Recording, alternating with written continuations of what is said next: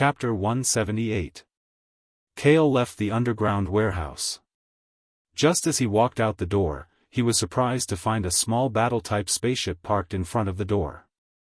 It was similar to a fighter jet. The entire fighter jet was like a steel eagle with its wings spread open. It was majestic and domineering as it lay prone on the ground. The sunlight fell on the fuselage, reflecting a cold metallic light. With an advanced laser cannon at the front and an engine at the back, no one would doubt its attack power and flying speed. Kale was surprised when the cabin door quickly rose up. Bo, covered in white fur, jumped out of the cabin, not forgetting to call out, "Mr. Kale, you've finally come out. Is there something urgent?" Kale asked. Before this, he didn't bring Bo with him because he wanted to draw a card. Receptionist Anli said that she has already arranged for your matter, but the time limit is this afternoon. That's why she asked me to come and pick you up.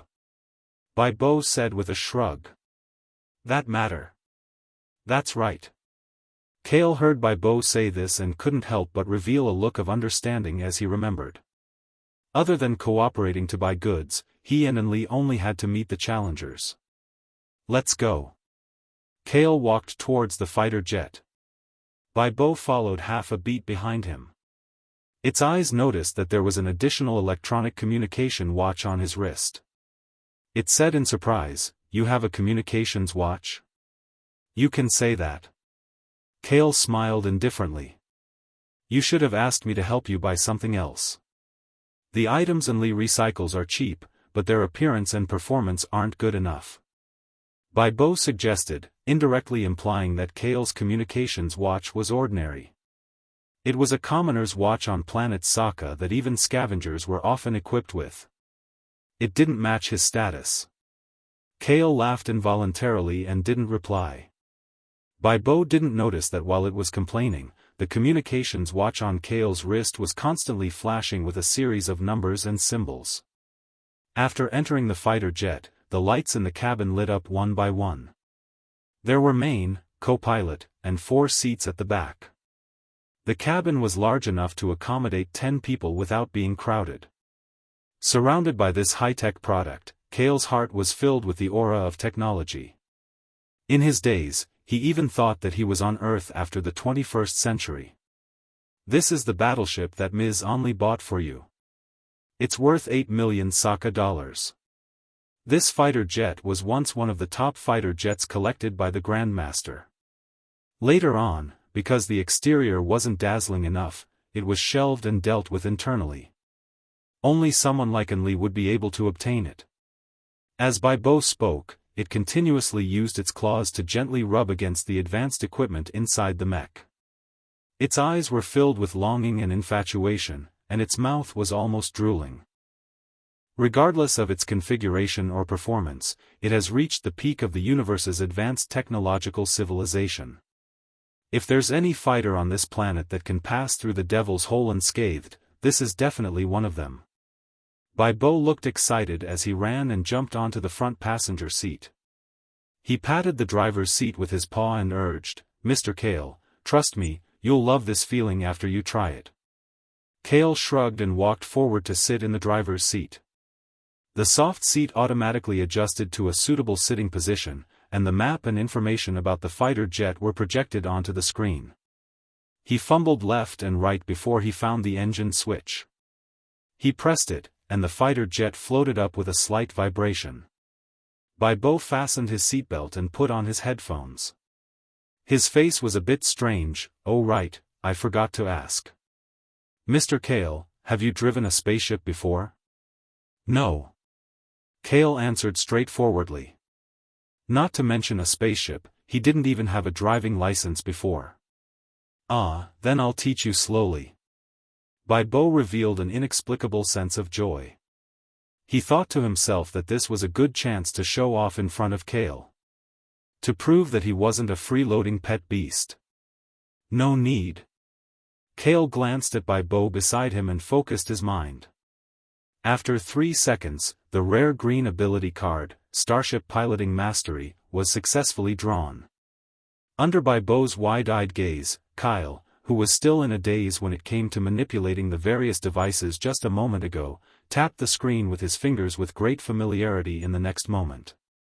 He then grabbed the joystick and pulled it up. The fighter jet's engine roared, and blue flames and compressed jets burst out from its tail. Like an eagle, it disappeared on the spot with a whoosh, leaving behind turbulent air and strong winds. Wow!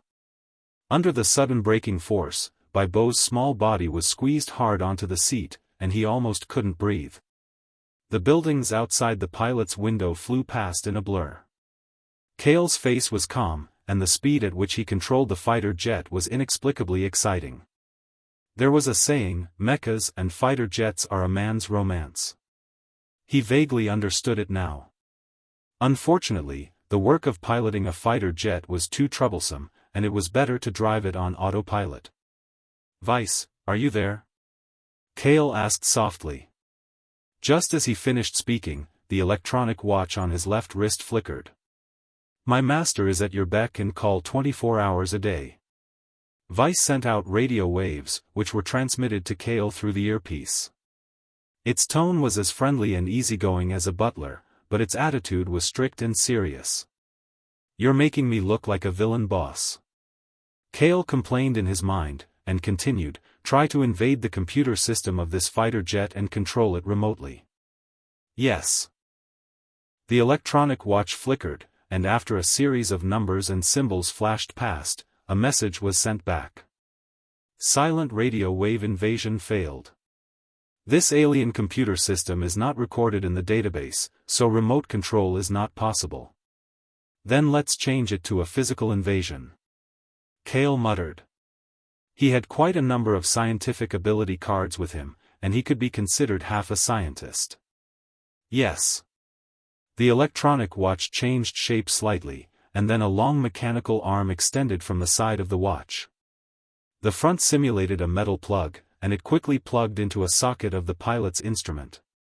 Baibo's claws held onto the seat tightly, and it didn't notice that the projection screen of the fighter jet flickered for a while before returning to normal. In Kale's ear, Vice report came through the earpiece loudspeaker. "Physical entry successful. Vice Trojan virus has been implanted, and the fighter jet's computer system can be controlled remotely in the future. In that case, full speed ahead." Kale's hands left the pilot's instrument, and Vice followed the controls of the computer system. The fighter jet trembled gently, and then its speed increased by another level. In less than a moment. In the Galactic Stadium's plaza, Anli, who had been waiting for a long time, looked up. The fighter jet was like a stream of light, flying from the distant sky of the outskirts of the city to the plaza, and stopped steadily in the middle of the plaza. The cabin door opened, and Baibo staggered out of the cabin, muttering, "Mr. Kale, please drive slower next time." Kyle couldn't be bothered with it. After coming down, he walked straight towards Anli. Anli lowered her head and led him towards the galactic arena. She reminded him, the guards only agreed to meet and converse with each other through the underground prison. The time limit is 5 minutes. 5 minutes, that's enough. Chapter 179. Kale had Baibo stay in the fighter while Anli led him into the galactic duel arena. However, the passage was no longer the main entrance, but a secluded and unknown employee passageway that led directly to the underground prison. When they arrived at the entrance of the laser barrier, the two of them were immediately stopped by the Sokka guards who were armed with laser guns. "Halt! If you take another step forward, you will be punished according to the Sokka laws set by the Grand Master." Kale frowned. Anli hurriedly waved her hand and took out her identity card. "I am Anli, the receptionist of the exchange center. This is Mr. Kale. Before this, I have already spoken with your chief guard. He has already agreed to let us visit the Challenger." The Sokka guards looked at each other. One of the older guards nodded and said coldly, "Please wait a moment." He picked up his communicator and reported in a low voice. When he heard the order from the other side, his expression eased a lot. He said to Anli, "There is indeed such a matter. However, only one person can go in to visit, and only 5 minutes. This time it was Lee's turn to frown. Just as she was about to continue arguing, Kale waved his hand and interrupted her. He slowly said, "You stay outside with Bai Bo, all right." Lee helplessly agreed and took a few steps back. "I will go in alone." Kale stepped forward and said to the guards, "I will bring you in. You are not allowed to leave my side the entire time. Otherwise, I have the right to kill you. In addition, you will need to wear this during the visit." The guard took out a small device from his belt. Kale recognized it at a glance. It was a neurotoxin control device. One end was connected to the human body. As long as he pressed a button, even if the subject was Thor, he would still be paralyzed and fall to the ground. The older guard saw Kale's hesitant expression and couldn't help but smile bitterly. "Sir, the chief guard has already broken the rules by allowing you to visit the prison. Please don't make things difficult for us." "No problem. Put it on." Kale calmly nodded. Only then did the older guard approach and insert the device into his ear. With a soft sound, the device was tightly attached to his neck. Kale's face was expressionless. He adjusted his collar slightly to cover the device that was emitting electric light. "Take it." The older guard handed the controller to another guard, opened the laser gate, and gestured for Kale to follow. Kale glanced at the controller in the guard's hand one last time before calmly withdrawing his gaze and following the older guard who was leading the way. Walking in the underground passage leading to the prison below, no one noticed that Kyle's left wrist was empty. The electronic watch that he had been wearing had long since disappeared. "Miss Lee, please wait outside." The guard outside the laser barrier smiled and said to Lee, "All right." Lee nodded lightly and retreated outside. Every 5 steps she took, she would turn her head back. She didn't know why, but she had an indescribable feeling of unease. "Maybe it's because too many alien lifeforms have died here, causing me to feel pressured." Lee mocked herself for being a coward. She took a deep breath and left the underground prison. Not long after Lee left, the guard who was still guarding outside the prison put the controller back into his pocket and quickly picked up the communication device. Reporting to the manager, "The one called Kale has entered the arena prison." After the communication device was connected, the guard hurriedly reported. The other end of the communication device was silent for a while before a hoarse and deep voice came through. "Very good. Continue to maintain communication. Increase the number of guards in the prison." "No problem." The guard respectfully replied. At this time, on the highest floor of the Galactic Stadium, the platform where the Grandmasters usually watched the finals. The luxurious room was empty. There was only a middle-aged alien with a face painted with the blue dye of planet Sokka. He was sitting cross-legged on a mechanical seat. The guard turned off the communication device with one hand. The veins on his forehead were bulging. His other hand was placed on the mechanical seat. His 5 fingers exerted force, and suddenly, the seat caved in. A ruthless and cold emotion appeared in his eyes. Even his pupils had turned dark red. He was filled with anger as he hoarsely said to himself, "It's been half a year. I thought that man would never come here again. Yet, he has appeared in front of me again." As he spoke, a layer of dark liquid wrapped around the guard's head. It was like a real devil's hood. His facial features were twisted and torn. The guard raised one hand. That hand formed a layer of tough keratin membrane. His palm was huge and his fingers were sharp. He picked up the steel glass on the table and laughed wantonly. He used this to suppress the fear in his heart. "Venom. What you don't dare to do, I, Slaughter, will do it for you. After all, we were originally one body. Only by completely erasing that man from this world can we obtain true freedom." Slaughter snorted coldly. The steel glass almost cracked. He put it back on the table with a bang. He picked up his windbreaker and left the room. The cracked glass bottle that was left behind trembled slightly. It was as if there was a ball of black liquid moving about inside. It was as if a living being was violently tumbling about, trying to break free from it. However, it soon returned to its original state powerlessly. In the tunnel of the underground prison. The guard was in front, and Kale was behind.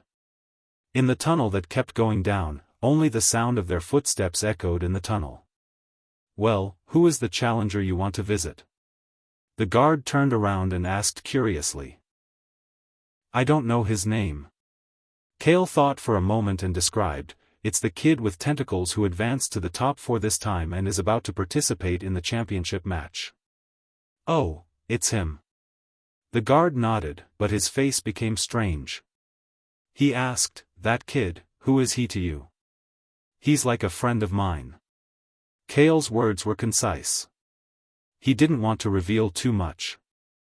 The guard hesitated for a moment and said, "It's strange. That kid prisoner was able to advance to the top 4. Even us guards were shocked." Kale looked at him in surprise. "That kid was captured by a guard I know a month ago. He was originally a thief in the outer city.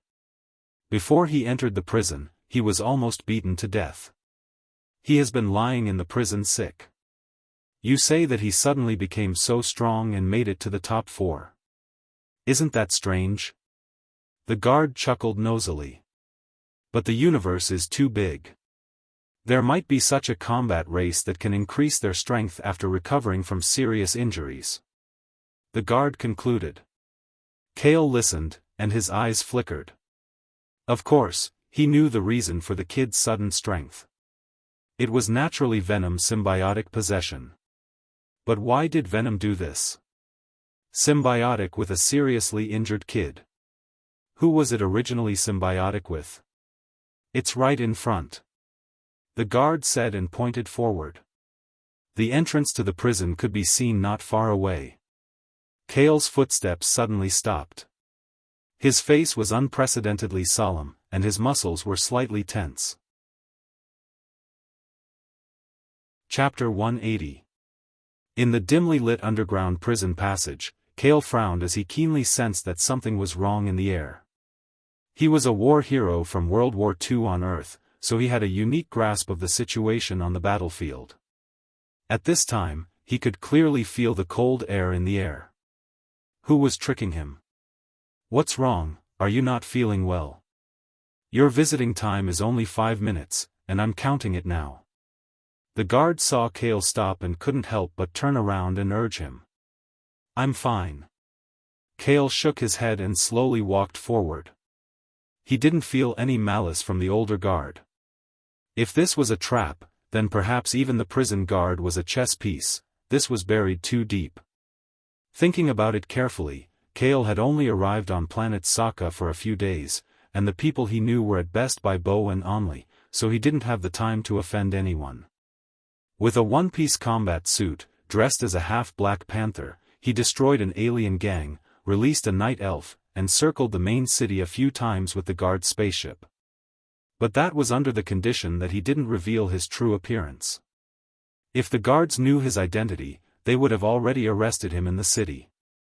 Why would they need to play tricks? After thinking about it, there was only one answer left. It was the most unbelievable, but also the most reasonable answer at present. Venom. Kale narrowed his eyes and quietly clenched his fists. He chose to put down his guesses and follow the guard to meet the challenger with Venom. It wouldn't be too late to come to a conclusion after seeing the person. Coming out of the underground passage, his eyes suddenly opened up. Under the bright electric lights on the ceiling and floor, the prison's inner hall was spacious, but the floor was slightly dirty, and the air was filled with a slightly pungent smell of blood and disinfectant. On both sides of the hall, metal cages were stuffed with aliens wearing simple prison uniforms. When the guard brought Kale to the hall, pairs of empty and cold eyes fell on Kale. "Oh, another newcomer?" "Not at all, look at his clothes. It's actually an outsider. Can anyone come to this prison?" Accompanied by whistles, the voices of many alien criminals continued to resound in the prison. "Behave yourself," the guard warned coldly. He turned around and said to Kale slowly, "Follow me. The top 4 are all in the innermost part of the prison." Kale nodded and followed the guard inside. When they passed by one of the prison cages, a huge black shadow suddenly pounced out and slammed into the iron door, triggering flashes of electricity from the protective door system. The electricity flowed on the tough and smooth outer layer of the door. The guard was so shocked that he almost fell to the ground in a panic. Kyle coldly turned his head to the side, and from less than half a meter away, he looked into the eyes of the 2 heads and the green vertical pupils of the 2 heads. Sizzle. The twin-headed snake's body crackled with electricity, paralyzing and weakening its body. Even then, it remained indifferent. Its scarlet-red tongue flicked out from between its fangs, and it drooled as it stared coldly at Kale as if it was looking at delicious food. Kale's face was expressionless, without the slightest hint of fear. "We still have to go a little further inside, let's go quickly." The guard patted his chest with lingering fear, not daring to look at the terrifying cold-blooded monster. It was not until Kale left the cage that the twin-headed snake turned around and coiled its body. Interesting. In the single cell directly opposite, the scythe man licked his lips. His pair of scimitar-like arms rubbed against each other, flashing coldly in the dimly lit cage. The guard stopped in the innermost cage of the underground prison. Kale looked inside and could see the tentacle child sitting in the corner of the cage. His limbs and neck were wearing paralyzing nerve devices that emitted blue light. Standing outside the cage, Kale was 5 meters away, so he could not see the ability card on the tentacle child. The child had no intention of moving at all. He just sat there quietly, motionless and in a daze. "He's always like this. He only shows such terrifying combat power in the duel arena," the guard whispered. "Can I go inside?" Kale asked the guard. "Yes, but you have to be careful." The guard took out the instrument and reminded while operating the door, "Although we have put the device on him, you also know that his hidden tentacles are very powerful." "I know." After the door opened, Kale immediately stepped into the cage and approached the tentacle child step by step. 5 meters, 4 meters, 3 meters. The tentacle child did not respond. At this time, Kale had completely reached the distance where he could check the cards. He stopped and his mind moved. Galaxy Alliance language proficiency, stealing proficiency, running proficiency, only a few pitifully few cards appeared, and none of them were higher than green. This showed that venom was no longer on the alien child in front of him. Otherwise, the existence of venom would appear as the information of the creature card, and it could be retrieved and extracted. Kale was silent for a moment, looked at the child, and tried to say, "Do you know venom?" The child trembled and raised his head. His small face was weak and bloodless. He stared straight at Kale. His empty eyes gradually regained clarity and showed a strange smile. "You shouldn't have come." "What?" Kale was stunned and stared at him. "You really know venom? It left your body, where did it go now?" "Kind of, but it now has another name. Since you're here, it's time for my work to end." The child inexplicably said to himself, maintaining a strange smile, and his small face suddenly became rosy. Not only that, but in Kyle's bewildered eyes, the child's thin and small body was like a deflated balloon that was being pumped in, rapidly expanding and expanding. "Damn it!" Kale's face changed. He turned around and rushed out. He just rushed to the door of the cage. The guard outside the door was shocked with his mouth wide open. In his field of vision, the child's body had expanded more than 3 times. The next moment. Boom! The huge sound of the explosion was like a thunder on the ground, shaking the entire underground prison. The original cage that held the child was destroyed in the explosion. The child's bones were not left. The dust containing the blood mist settled. Only Kale was left standing in the passage unscathed. The guards next to him were blown away by the explosion and hit the wall. They were badly mutilated and fell unconscious on the ground. The prisoners in the prison didn't know what happened. The warning lights in the prison kept flashing, and the loud and urgent alarm echoed powerfully. Intruder found, all guards please go immediately. Repeat it. Intruder found, all guards please go immediately. It was indeed a trap. Kale glanced at the messy cage. His handsome face was splashed with a few drops of blood from the explosion. His expression was gloomy and cold. Chapter 181. Kale's fingers clenched into fists so tightly that his nails pierced into his palms. A faint tingling sensation was transmitted to his heart, allowing him to remain fully awake. Everything in front of him undoubtedly proved that no matter how unbelievable it was an indisputable fact. Only Venom, the symbiotic demon that was familiar with him from the inside out, could set up such a huge trap for him. Venom, Venom. Kale's face was still as calm as before, but his blue eyes seemed to be brewing some kind of storm. The veins on his forehead were slightly bulging, and his steel-like muscles bulged out his clothes. His fists were clenched so tightly that they turned white and made cracking sounds. Anger. This was the first time Kale was so angry. Venom, did he praise him for growing shrewdly, or did he say that he had become so stupid? Did he not know the consequences of betraying him? After being with him for so long, did he not have any idea? The intruder is over there. Catch him. Don't let him escape. With frequent and dense footsteps and shouts, a team of more than a dozen alien guards armed with laser guns rushed into the passage. The leader of the team pointed at Kale, who was standing alone in the passage. All of you, get out of here. Cold words came out of his mouth. Kale looked at the alien guards indifferently. His body suddenly moved, and with an explosive speed, his figure became blurred in the guards' line of sight. In the blink of an eye, Kale took the initiative to rush into the alien guards. The faces of the two alien guards in front changed drastically. Just as they were about to raise their laser guns to aim, Kale stretched out his hands like lightning and grabbed their arms respectively. Kale twisted hard, and the crisp sound of bones breaking was heard. The two alien guards immediately fell to the ground with a wail, and their arms were twisted like fried dough twists. At the same time, Kale suddenly kicked out with his right foot twice in a row, kicking the guards who fell to the ground like balls. Bang, bang. The two guards were heavily injured and lost consciousness. Their bodies were penetrated by the lasers of their teammates in the air. Blood splattered everywhere as the corpses crashed into the team behind them. The scene was bloody and chaotic for a moment. Kale did not have the slightest intention of stopping. He was in a state of rage and wanted to vent his anger. At this time, the prison guards that rushed up were just enough to bear his anger. He leaped and pounced, rushing to the front of the other guards. His elbow shot out with a short burst of power, quickly slamming into the chest of one of the guards.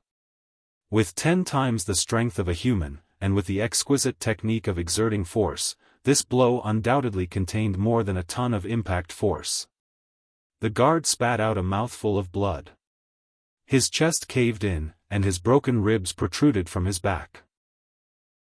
His broken ribs pierced into the body of another guard behind him, and they were all thrown a few meters away like kites with their strings cut.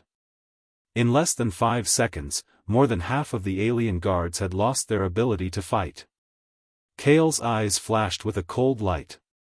His aura was cold and tyrannical as he took a step forward. His boot landed on the wrist of a guard who was about to get up, and he directly crushed it. Venom. How long are you going to hide? Come out. Ignoring the cries of the guards, Kale's powerful and cold voice echoed in the prison.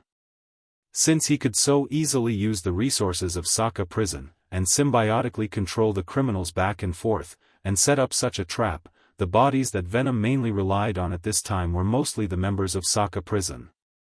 If you don't come out, then I will drag you out. Kale said coldly. Walking to the underground hall of the prison, dozens of alien guards rushed out in front of him again.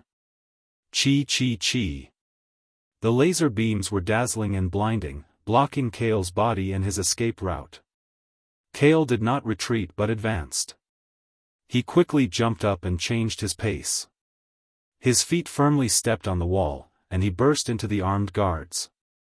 He was like a tiger in a flock of sheep.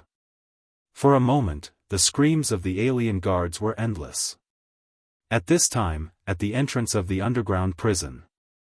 "Greetings, Chief." The guard outside the door looked respectfully at the newcomer and greeted him with a salute. "How is the situation inside?" Butcher asked with a calm face. "The guards who are responsible for guarding the prison have all gone in.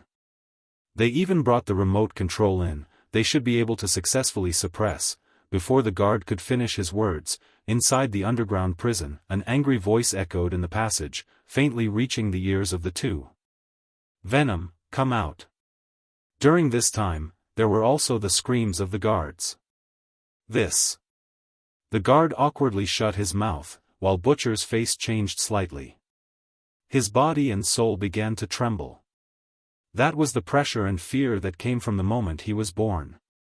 From the inside out, his body and mind were warning himself not to offend that man, let alone become his enemy. Inform the guard spaceships outside the prison to surround this area of the Galactic Stadium. We must not let the intruder escape.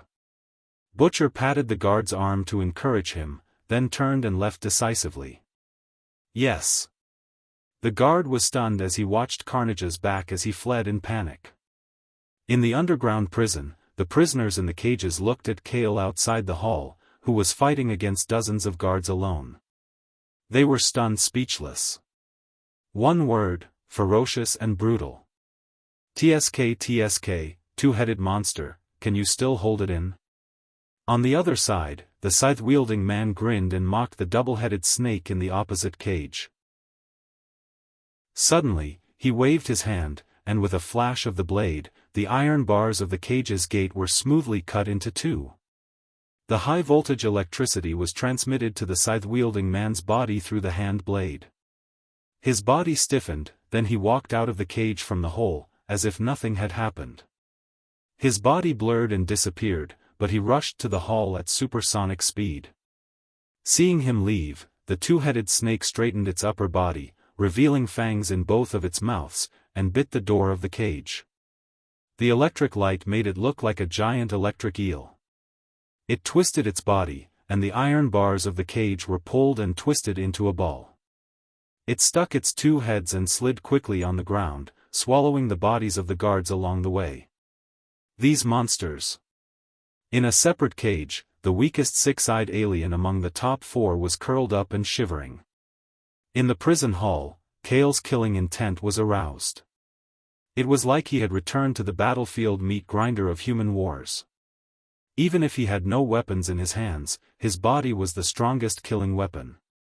Wherever he passed, the guards were cut down like wheat. Seeing that the guards in the prison had been wiped out once again, the captain of the guard said in a dignified voice, "Intruders, stop. Kneel on the ground with your hands on your head." Kale acted as if he did not hear it. He punched the guard in front of him and sent him flying. He looked up and saw the guard captain standing at a safe distance more than 10 meters away, holding a remote control in his hand. "Don't force me to use extreme measures," the guard captain said coldly. Kale was expressionless and walked slowly toward him. The guard captain suddenly became anxious, gritting his teeth and looking at him. "One more step and I will." As he warned, Kale had already taken 2 more steps. The guard captain looked at him as if he was looking at a dead man. "You criminal, fall." After the guard captain finished speaking, he pressed the button of the control with his thumb. However, Kale was completely fine and continued walking forward. The guard captain tried pressing the button a few more times, but there was still no response. It was only when Kale walked in front of him that he knelt on the ground in horror. "Why, you should have a paralyzing nerve control device installed on your body. Why is there no response? I've already unlocked it," Kale said with a shrug. That's impossible. No one can unlock that control device by themselves, the guard captain said bitterly with his eyes wide open. You can think about it slowly after you die. Chapter 182. Once the paralyzing nerve control device was attached to the human body, it would be connected to the skin and flesh and would be difficult to pull out. If one wanted to use external force to pull it out, it would also trigger the passive protection, releasing neurotoxins that could knock out any life form. This was also the last layer of control the guards of planet Sokka had on the prisoners. Unfortunately, this trick that worked every time was completely useless against Kale, who had a mechanical life form with him. For the vice, the energy stored in the neurotoxin device was not bad. Kale pulled his collar, and the neurotoxin device on his neck was slightly deformed as it extended a headset-like end. He reported, "Master, the radio waves have detected that nearly 10 spaceships are surrounding this area. It won't be long before the area here is completely sealed off." "Is that so? Then let's leave this place first. There's no way Venom would dare to stay in the underground prison anyway. Scan the building structure here and find a safe passage to the outside." Kale suppressed the anger in his heart and ordered. "Yes." The vice received the order and spread radio waves around, penetrating the walls and quickly performing calculations. In just 3 seconds, Kale received the guidance message from the vice. He moved without hesitation and forcefully broke through the alien guards all the way, killing his way out of the prison hall and entering an underground passage that led outside. The vice captain of the guards saw that he could not stop Kale and allowed him to enter the passage. He then hurriedly said to the communicator, "Quickly open the space corridor for me. Don't let him leave the underground prison." As soon as he finished speaking, the vice captain of the guards suddenly opened his mouth wide in shock. He saw a man with a scythe in the prison area ignore the guards and quickly swept across the hall in an instant. He also rushed into the passage that Kale had entered. "Increase the manpower and bring the Blade's neurotoxin control device over." Before he could finish his words, the vice captain of the guards paused again. It was a huge two-headed snake beast. Amidst the desperate cries of the guards, it opened its bloody mouth and swallowed the snake's belly. Then, it slithered its snake body and chased after the scythe-wielding man. "Then, take the two-headed monster's neurotoxin controller." The vice captain was halfway through his sentence when he shuddered and said hysterically, "No, hurry up and get the Grandmaster. There are 3 monster-level fugitives, we can't defend against them at all." In the 3-meter-wide underground tunnel, Kale was running in circles at full speed. That's right, they were going around in circles. Kale abruptly stopped in his tracks and looked at the glowing ceiling and walls, as well as the bloody footprints he had left on the ground. He asked in astonishment, "Vice, have I already walked through this twice?" "Yes, you did," replied Vice. "It's clearly a straight tunnel.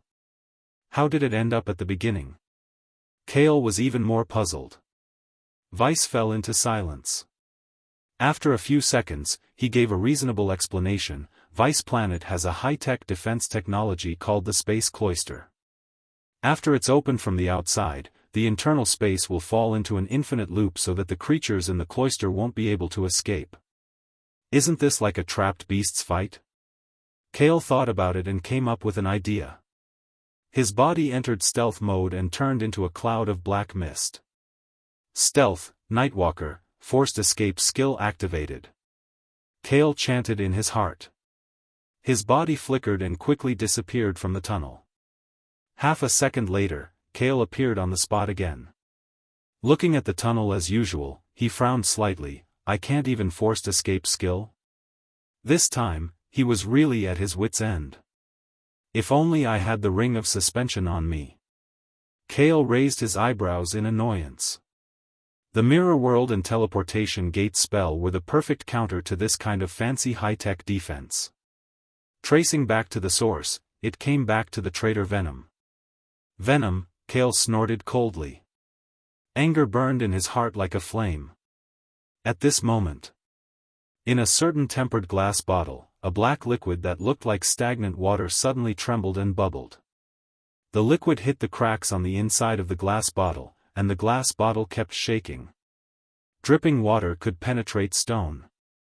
The biggest crack on the inside of the glass bottle finally deepened and was about to split open. At this moment, the door suddenly opened. The black liquid in the glass quickly went dormant and calmed down. Carnage's face was gloomy as he strode into the room. He picked up the glass bottle on the table and put it back into his windbreaker pocket. This matter has already alerted the Grandmaster. A top 4 challenger has died. The Grandmaster will probably be furious. Carnage walked to the edge of the platform's floor-to-ceiling window and looked out at the wide duel arena. It was as if he could see Kale running around in the underground tunnel through the floor. As long as you exist, I will be your shadow for the rest of my life. So, sorry, please stop struggling and end your life here. I will bring your body back to Earth, Carnage said to himself hoarsely. F***CK. As if responding to his words, Kale in the underground tunnel was punching the wall of the tunnel with his fist. Bang! Bang! Bang! Without the vibranium arm guard, Kale could only punch the wall with his bare fist. The smooth mirror-like wall cracked continuously, just like the liquid creature situation in the glass bottle. Master, according to the thickness of the wall, with your current punching speed and the same fist force, it will take you about 26,405 minutes to completely break it, Vice reminded Kale with scientific data. His fist alone could not break through the wall. Kale had no choice but to retract his fist. He was just trying. As for giving up, there was no such word in his life dictionary. Oh right, the military munitions bombs stored in the card space are not inferior to an arsenal. I can take them out and try. Kale did what he wanted to do. He used his mind to pull out a pile of item cards and shuffled them in his hands like playing cards. Hydra laser tank. Kyle looked at this card and quickly put it away with a sigh. This thing was powerful, but it was a little too big. The underground passage was not enough space to summon a physical body. Explosive B, X10. Kale waved his hand and summoned 10 cards into packs of physical bombs, stacking them on the wall outside the tunnel. Before leaving Earth, he did not bring many things with him. He only had a lot of unprocessed military munitions from World War II. Most of them were of white quality or green quality at best. I've used all of them. Kale did not feel the slightest bit of heartache. He summoned a pile of explosives from the card and stacked them on the wall of the underground tunnel. He was not afraid of wasting them, but he was most afraid of not using them. After a while, a dull and terrifying sound echoed in the underground tunnel, causing the entire underground prison to tremble as if there was an earthquake. What's happening now? Is there an end to this? Chapter 183. The rubble and dust slowly settled. In the underground tunnel that was filled with the smell of gunpowder, there was a scorched hole in the outer wall after the explosion. Even the surrounding walls were full of cracks. Looks like it's effective. Kale walked forward again and said with a shrug. Yes. As long as there are 3 bombs of this power stacked together, the outer wall of this corridor can be destroyed. Vice expressed his agreement. Then that's easy. Clapping his hands lightly, Kale was about to continue drawing cards when the sharp sound of something cutting through the air came from the tunnel behind him. A feeling of extreme danger rose in his heart and even caused the back of his neck to feel a chill. Almost instinctively, Kale quickly lowered his head.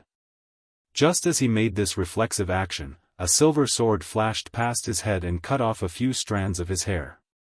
While Kale dodged the fatal blow, his face turned cold. He used his elbow to counterattack, but the end of his elbow still fell into a ball of air. The opponent actually slashed down at the speed of sound and did not stop at all, easily dodging his exquisite counterattack at close range. All of this happened in a flash. Normal people would only be able to see it clearly if they slowed it down at least 3 times. In an instant, the two had completed a probing contest. So fast. Kale was shocked. His muscles tensed up as if he was facing a great enemy. He turned around and swept his cold gaze behind him. It was the scythe-shaped man who had advanced into the top 4. As if he had found a good prey, he stared at Kale with great interest and said lightly with praise, "To be able to dodge my quick slash, not bad reaction. You are indeed very strong. Why did you attack me?" Kale asked coldly. Jumping out to attack him out of the blue, he would have flipped out if he had met someone like that. But right now, the most important thing was to escape first. He did not want to be entangled with this unknown challenger. Why? The weak are prey to the strong, and the strong are king. This is the eternal law of the universe. Why are there so many whys? The scythe-wielding man chuckled, his long and narrow eyes revealing a cruel and merciless light. He raised his scythe and said, "I'm from the Blade clan of Planet Z, our race was born to fight and behead. As soon as I arrived on planet Sokka, I beheaded all the creatures I saw." He licked his lips and continued, "The ruler called Grandmaster said that as long as I can win the championship, he will forgive my sins. But who wants his forgiveness? As long as I can fight with powerful creatures, cut off their heads, and taste their blood, that's enough. Master. There's no doubt that it's a murderous monster. It doesn't have any goals when it attacks, it just wants to feel good." Vice whispered into Kale's ear. "You don't have to tell me. I know." Kale's face was cold. He maintained a high level of vigilance against the man with the sickle. Things had become troublesome. "If I can cut off your head, it should be a very memorable event." The man with the scythe suddenly took a step forward, and the scythe in his hand slashed forward along with the strong wind. Kyle was already prepared, and he nimbly stepped out of the way. The scythe fell on the wall behind him, and it cut open the wall like it was tofu, leaving a smooth cut mark. A normal person's body would be crippled even if they didn't die. Even a super soldier with an extraordinary physique would have a piece of flesh cut off. Kale wasn't a gentle and weak person. After being provoked and attacked by the alien creature again and again, the anger that had been suppressed surged to his heart once more. "If you want to fight, then let's fight." Kale's eyes flashed with a cold light. He suddenly stepped on the man's hand blade. The scythe-wielding man tried to pull back, but he underestimated Kale's strength. The hand blade only trembled slightly and didn't pull back in time. Taking advantage of this opportunity, Kale twisted his body and kicked the scythe-wielding man away. He hit the wall and the floor of the tunnel and bounced a few times, raising a cloud of dust. But soon, under Kale's cold gaze, the scythe-wielding man climbed up from the ground with his hand blade. A few drops of bright red blood flowed from the corner of his mouth. He grinned and laughed wildly. "I didn't misjudge you. That's right. Fight me." Kale ignored him. He reached behind him and quickly materialized his cards. 2 black, round objects were thrown at the scythe-wielding man. He quickly took a few steps back. "What is this?" The scythe-wielding man looked up. He subconsciously waved his scythes and cut the objects in half. The next moment, 2 bursts of fire and explosions suddenly erupted in front of him. B*****. "Come and fight me." The scythe-wielding man's blood-curdling scream rang out. "Who said I want to fight in close combat with a monster with 2 blades? Aren't you very fast? Come and chase me." Kale's mouth was full of ridicule. Now he didn't have the protection of the venom coat and vibranium arm guards. He didn't have the venom suit form and the strong attack means of the sodium-carbon steel sword. He would be crazy to fight with a monster race that was born to fight with his bare hands. Understanding the gap in strength between them, he could rely on tools to make up for it. He quickly drew cards in his mind. High-explosive grenades, shrapnel grenades, and so on were thrown forward as if they didn't need money to seal the passage space. For a time, large and small explosions continued to resound in the underground passage, mixed with the angry and painful cries of the scythe-wielding man. The narrow underground tunnel greatly limited its speed, and the grenade would have an extraordinary effect in there, so there was no place for it to hide. After the frequent baptism of grenades and bombs, although the scythe-wielding man quickly avoided the most high-risk central explosion area every time, his hair was still scorched black, and his body was covered in blood and gunpowder. "I don't believe you can have so much ammunition on you." The scythe-wielding man gritted his teeth and raised the scythe that was no longer smooth again. He accelerated his pace in exasperation. His body's speed broke through the supersonic speed, and the strong wind blew away the thick smoke in the area. As soon as he broke out of the explosion area in the passage, the scythe-wielding man saw Kale standing in front of him. He was just filled with joy and raised the scythe in both hands to slash at him, but when he saw the weapon in Kale's hand, his face suddenly changed. "Don't mess with me." Kale snorted coldly. Holding the laser machine in both hands, he pulled the trigger, and several dazzling blue-white lasers shot out from the muzzle. The scythe-wielding man accelerated to dodge, and his body turned into a black shadow that became blurred. He bounced back and forth in the passage, and the lasers that were accurate and predictable all missed his body.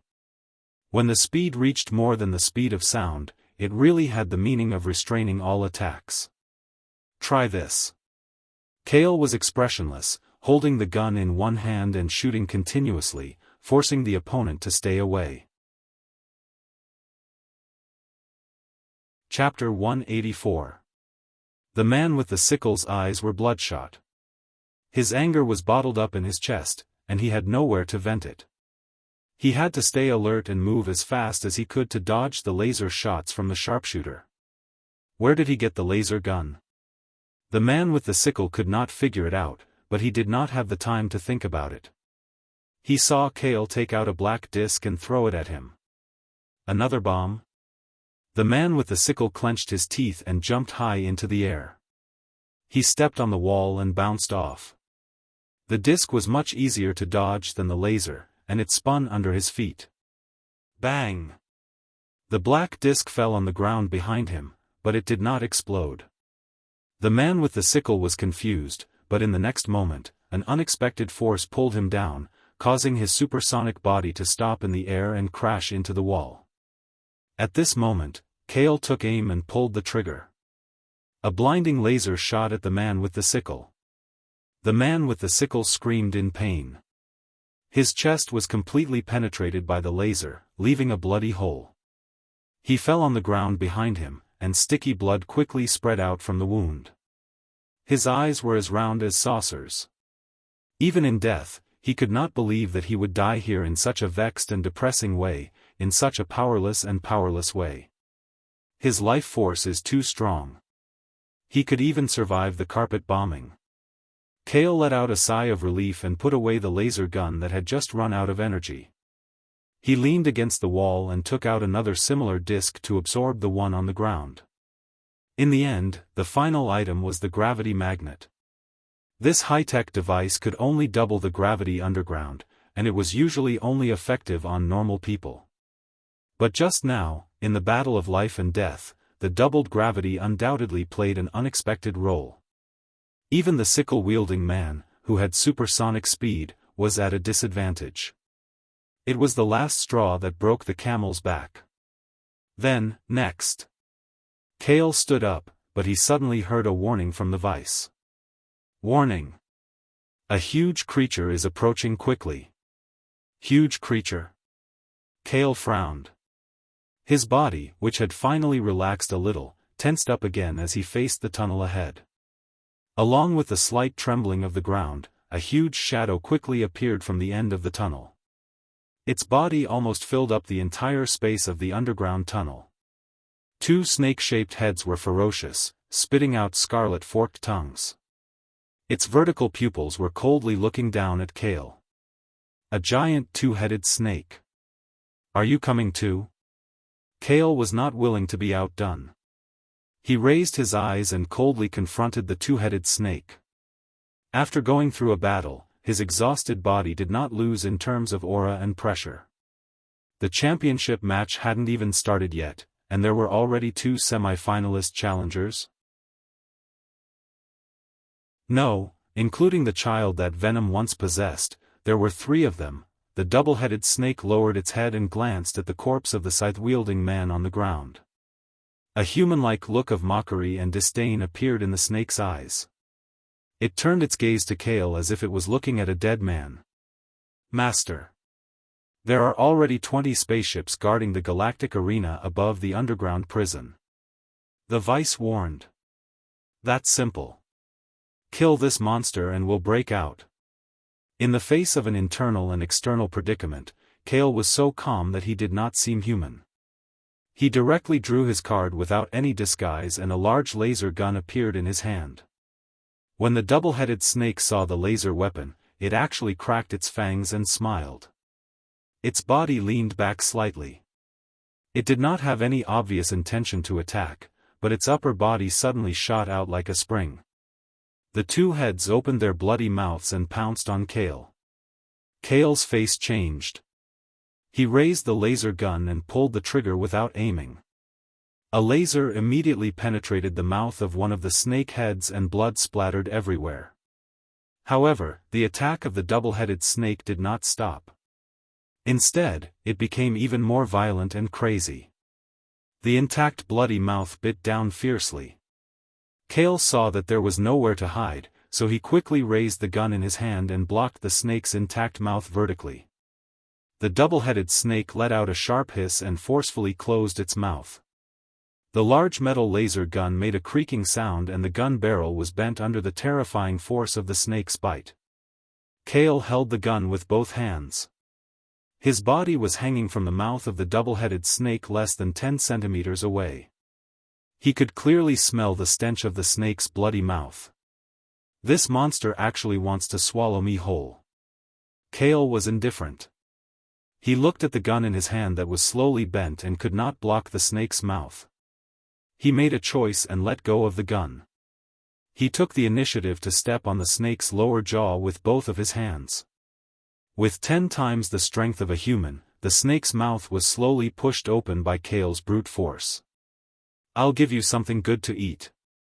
With a thought, he took out the item card and turned it into a physical high-explosive grenade and threw it into the snake's mouth. Bang! A few wisps of black smoke came out of the snake's mouth. The giant double-headed snake violently twisted its body in pain. It kept increasing its speed and crawling around in the underground tunnel. Monster of monsters. Kale's scalp went numb.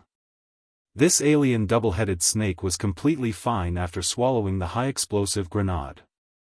It only felt pain in its stomach. Hiss. Kale's body was half buried in the snake's mouth. He used his steel-like body to forcefully hold the upper and lower jaws. However, the double-headed snake seemed to have an idea and suddenly slammed its head against the outer wall. His back hit the wall. Kale's body was completely buried in the snake's mouth. At the same time, the double-headed snake's bite became stronger. It was slowly closing its bloody mouth and swallowing him. It's not that simple. Kale held his breath. All the strength in his body was added to his limbs. His back was as straight as a dragon and he was not willing to bend in the slightest. The intense battle between the two sides turned into a tug-of-war of strength. The double-headed snake kept slamming its mouth against the outer wall. The outer wall was already unable to withstand the continuous explosion of bullets. Now, it finally started to shake and collapse. Kale resisted with all his might. However, the discomfort in his body increased. Tiredness and fatigue hit him like a tidal wave. The strength in his body started to weaken gradually. Together with the double-headed snake's bite and swallowing, the snake's mouth started to close up. Damn it! Why did it have to be at this time? Kale opened his eyes wide. The weakening of the gene disease came too suddenly. He would temporarily lose the ability of his extraordinary body. At this moment of life and death, once he lost his ability, even if it was temporary, it would be fatal. Master, don't give up. Vice transformed back into a mechanical life form and stood on Kale's shoulder. Its hands and limbs were flickering with small electric lights to numb the snake's mouth. However, it was obvious that it was powerless. The snake's mouth closed bit by bit. Just as Kale was completely submerged in the darkness of the snake's mouth, he suddenly remembered an item in the card space. Right, there's still that thing. Kale's mind quickly entered the card space. He quickly drew out an item card with a strong purple glow. The card floated in the snake's almost closed mouth and became the only source of light in his eyes. Turn into a physical body. Kale roared in his heart. The next moment, the purple card turned into a broken axe with a sharp crack. Its terrifying weight allowed it to pierce into the snake's stomach with great force. Chapter 185. Outside the galactic duel arena. Dozens of guard spaceships hovered in the sky, and on the ground of the plaza below, teams of alien guards armed with high-tech equipment surrounded the arena in 3 circles. Be careful. Blade and 2 monsters broke out of the prison. They're all powerful creatures that can take on 100 people by themselves. Once the target appears, use the voltage paralysis net to capture him. The deputy chief guard picked up the communicator and gave the order sternly. The guards held their breaths nervously, not even daring to breathe too loudly. They were fully focused on maintaining their alert state. Behind the guards, Carnage's eyes glinted coldly.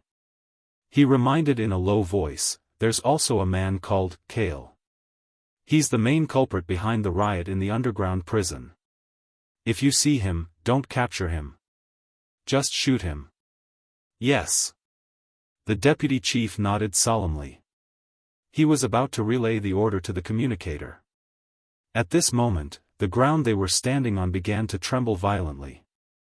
Amidst the cries of the guards, a crack appeared on the ground somewhere in the stadium. Roar! Accompanied by a sharp and hoarse beast roar, gravel and dust exploded from the crack and swept in all directions. A huge black shadow suddenly broke through the wall of the underground tunnel and violently raised its 2 heads. It's the 2-headed monster. Everyone, get ready. The deputy chief raised his right hand. The guards focused their attention on the huge black shadow not far away. However, the next scene made their jaws drop in shock. The huge black shadow raised its body high in the middle of the dust wave and roared. Suddenly, it fell back powerlessly and crashed to the ground with a loud bang. What's going on? The guards were confused and opened their mouths wide. The dust that blocked their vision gradually settled. They could clearly see that the monster overlord, the 2-headed snake, had half of its body still in the underground tunnel. The upper half of its body lay lifelessly on the ground. Its snake body had been cut open from the inside out by a sharp weapon. Its body was almost cut in half. Fresh blood flowed out from the cut like a fountain. Looking up, the guards all shuddered. Carnage, who was in the back, showed an expression of horror and disbelief. A silver-haired youth stood on the head of the 2-headed snake's corpse.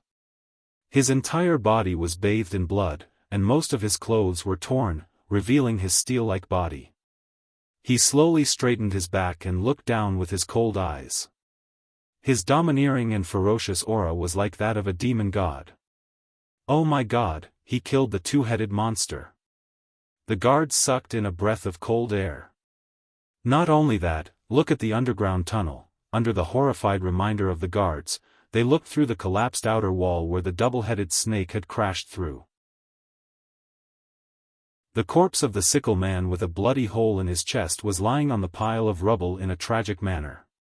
The championship hasn't even begun, and 3 of the top 4 challengers have already been killed by the invaders?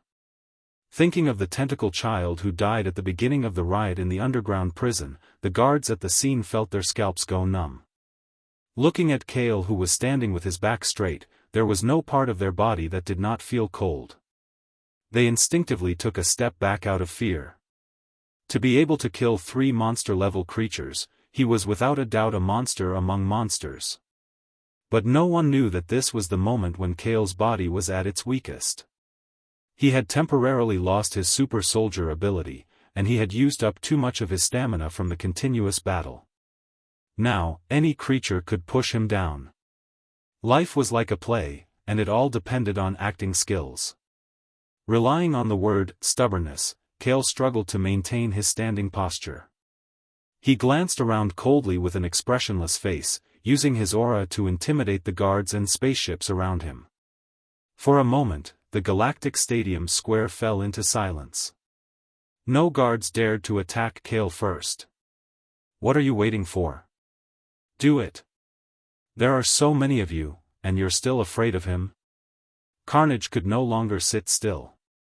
His body and soul were trembling from fear. As he kept retreating, he clenched his teeth and said. Hearing this voice, Kale looked up. His gaze passed through the layers of alien guards and landed on Carnage, who was 20 meters away.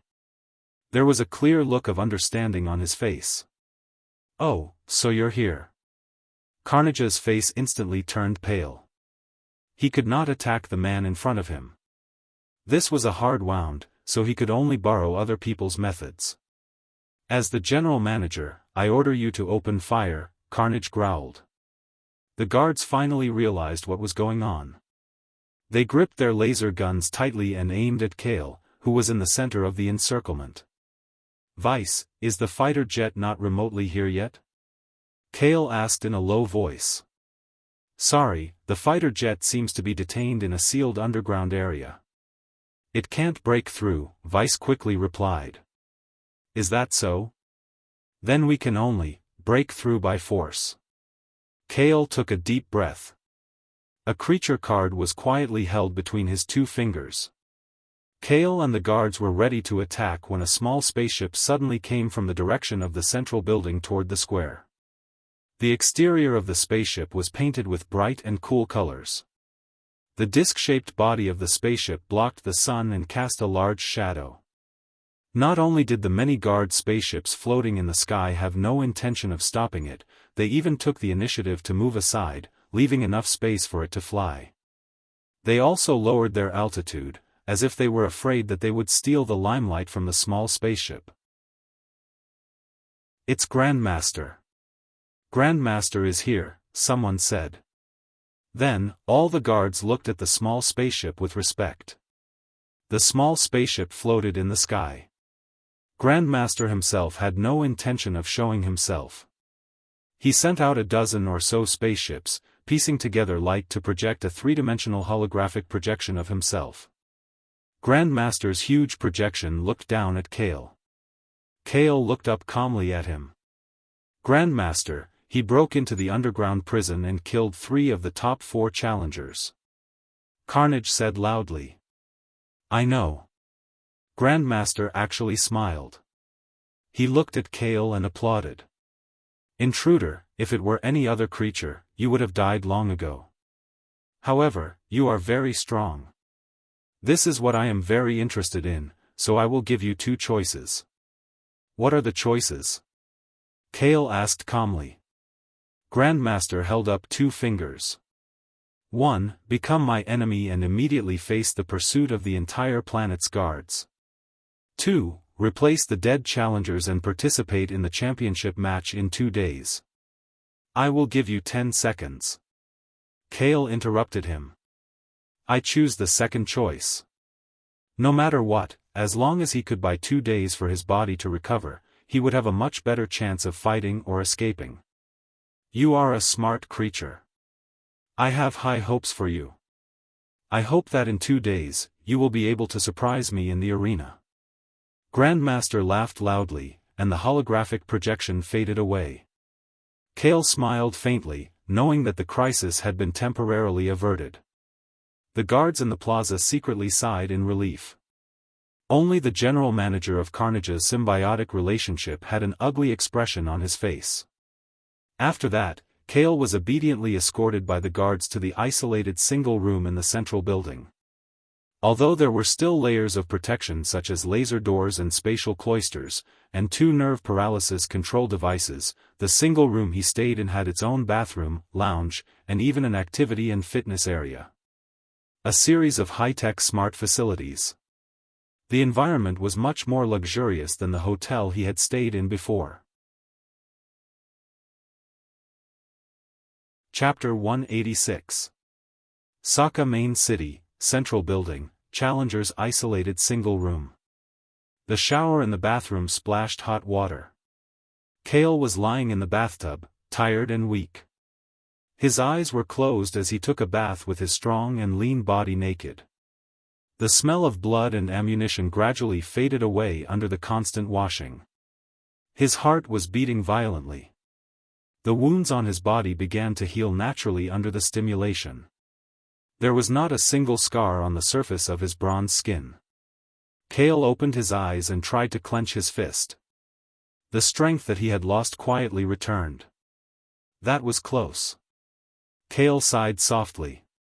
He had almost fallen into a desperate situation where he had to fight for his life. This could not go on. The genetic disease was getting more and more serious.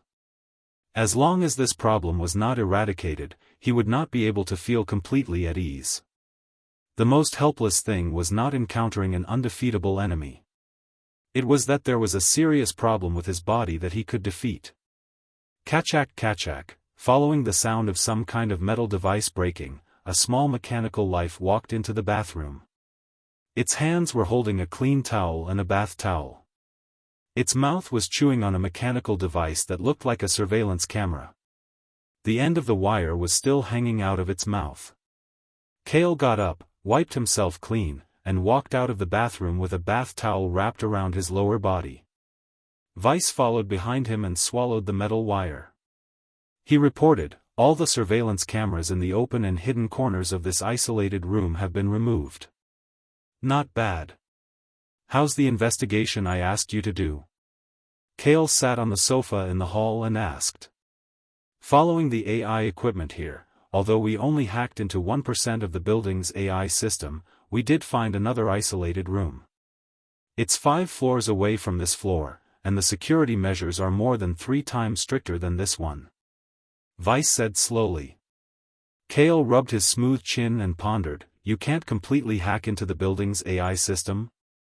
"The only thing I know about this planet's system is the computer system database that the fighter comes with. Also, the building's AI control system is very advanced. If I try to hack into the system forcefully, there's a 99% chance that I'll be discovered and locked onto." Vice shrugged like a human. "You don't have to completely hack into the building system. You just need to hack into another room. I want to know what kind of creature lives inside," Kale said in a deep voice. If he guessed correctly, the other isolated room was occupied by the champion creature that had dominated the Saka duel arena for the past 6 months. About half a year ago, it coincided with the time when Enli and her brother picked up the broken axe. Was the champion creature related to the broken artifact of the Osso gods? Kale had a feeling that it was real. Perhaps the champion creature would have a suitable ability card that could help him solve the problem of his genetic disease in one fell swoop, allowing him to break through his current physique and evolve. This was also the main reason why he still took the risk and chose to stay here. If he pursued temporary safety, then Kale could force his way through the central building's isolation room after his physical strength and injuries had recovered. He could then find a fighter or spaceship and fly into the giant wormhole in the sky to leave this planet. "I'll do my best." Vice nodded. Suddenly, it seemed to have sensed something and quickly jumped onto Kale's shoulder. It shrank and transformed into a nerve paralysis device at the side of his neck. Its movements were smooth as flowing water and completed in less than half a second. As soon as it completed this process, the isolation room's AI door slowly opened. "I'm here to deliver lunch." A young girl dressed in an attendant's dress carefully walked into the isolation room with a plate of food in her hands. She lowered her head and didn't dare to look at Kale, who was sitting on the sofa. "Put it on the table." Kale stared at the attendant girl. He suddenly felt that she was familiar, but he didn't know where this sense of familiarity came from. The table was only 3 meters away from Kale. The attendant girl hesitated for a moment before quickly approaching with the plate. The girl's hair was pure black and her skin was fair. Her small face had delicate facial features and her appearance was very similar to a human's except that her ears were slightly long and pointy.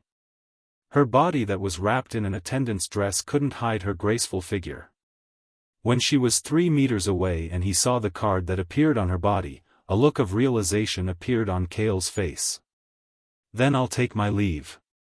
The attendant girl seemed to have sensed Kale's gaze. She quickly put down the plate and was about to leave quickly. Wait a minute. Kale stopped her and patted the seat next to his sofa. He smiled faintly and said, "Aren't you going to come and sit? We've known each other for a long time." "Who knows you?" "I don't remember."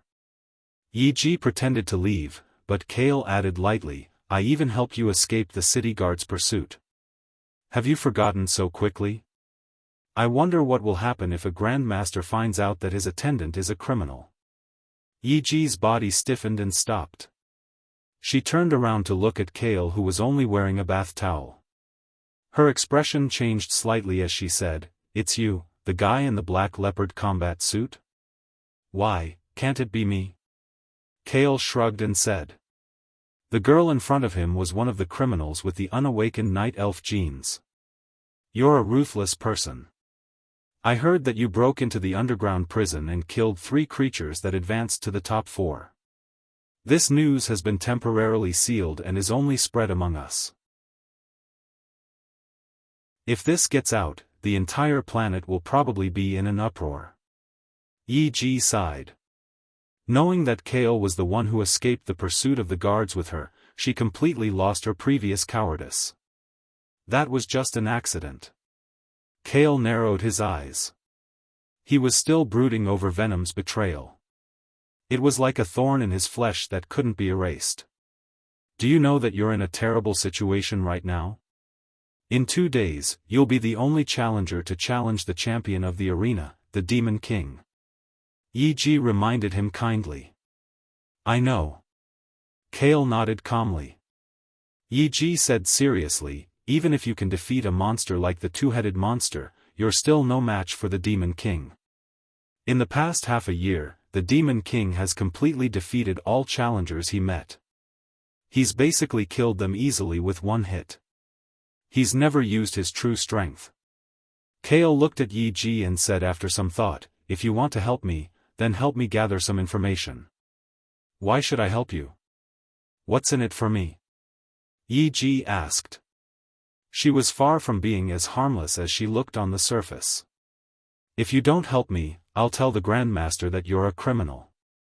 Kale had Yi Ji's weakness in his hands, and with just one sentence, he had hit her soft spot. "You."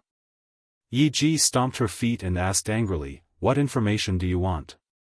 "I want to know the details about the leader of the guards." Kale said coldly. Chapter 187. 2 days passed. Tonight was the night of the highly anticipated championship match. There was still more than half an hour before the start of the match. All the aliens on the planet were celebrating. They either carried support flags and walked on the streets or flew into the sky in spaceships. They all flocked to the galactic arena to fight for the best viewing point. At this moment, central building, in the fitness area of the challenger's isolated room. Kale's shoulder-length silver hair had been trimmed into a vigorous buzz cut. He wore a pair of shorts and his muscular upper body was bare. He was warming up with a huge barbell in his hands. The muscles on his arms bulged as if they were made of steel. The barbell that weighed half a ton was moved back and forth like a toy. "Master, everything is ready." Vice, who had transformed into a nerve control device on his neck, informed him. "Okay." Kale nodded and put down the barbell. The heavy barbell hit the floor with a deafening thud. Yi Ji, who had just opened the laser protection door and walked into the isolation room, was shocked and exclaimed. Kale picked up a towel and wiped his sweat. He looked up at Yi Ji and said calmly, "It's not delivery time now. Why are you here? Aren't you afraid of being suspected by Grandmaster's guards? Why are you still so calm?" Yi Ji rolled her eyes at him. The girl's slender and fair face could not be seen due to her elven genes. "Isn't it good to be calm? It's like you're panicking." Kale shrugged and teased her. "I thought you wanted me to provide you with information so that you could find a chance to escape in these 2 days. Now that the championship match is about to start, why are you still here?" Yi Ji was anxious for him. She suddenly widened her eyes and said in disbelief, "You're not really going to participate in tonight's championship match, are you? Why not?" Kale narrowed his eyes as if he was thinking about something. Yi Ji shook her head. "Crazy, you're really crazy. You're thinking this because you haven't seen how scary the Demon King is. No, it's the exact opposite. It's precisely because I know what kind of strength he has that I want to continue staying here." Kale chuckled, his expression was serious and solemn. His hands were clenched tightly, far from being as relaxed as he appeared. Over the past 2 days, he and the Vice had yet to find a reliable way to break through the multiple defenses of the central building to spy on the Demon King champion in the other quarantine room.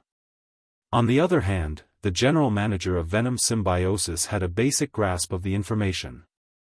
However, after trying to summon the broken axe seemed to have a subtle divine reaction to the creatures on the isolation floor a few floors above, as if due to the short distance between them. There was an 80% chance that the champion Demon King was a member of Thor's Asur clan. Knowing this information, no matter how dangerous it was, even if he had to become enemies with the entire planet, Kale would stay without hesitation. Hadn't he left Earth and entered the starry sky for this day? The ability cards of the Asur race had always been Kale's first choice. As long as he had the genes of the Asur race in his body, his physique would undoubtedly evolve to another level. It would also solve the problem of the body's genes collapsing and reassembling due to radiation. This was truly a step from hell to heaven, a juncture where danger and opportunity coexisted. Everything depends on this. Kale took a deep breath, his eyes filled with determination as his aura continued to rise. He must win. Even if the enemy was a god, it would not make him cower. He would bet everything he had in the future on this battle. Half an hour later, night fell as expected, and the thick darkness shrouded the main city of Sokka below. At this time, in the galactic duel arena, countless spaceships and lights were projected from the arena, illuminating the area as bright as day. Under the cheers of hundreds of thousands of planet creatures, the hubbub of voices condensed into a tangible sound wave, crashing into the empty and repaired duel arena below. In the audience seats, the Only siblings and Baibo sat close to each other in the front seats. "Big Sister Only, it has been more than 2 days since that day, is there still no news from Mr. Kale?" Baibo's face was heavy, as if he had put in a lot of effort for the past few days. His white hair was dispirited and dull. "I don't know much either."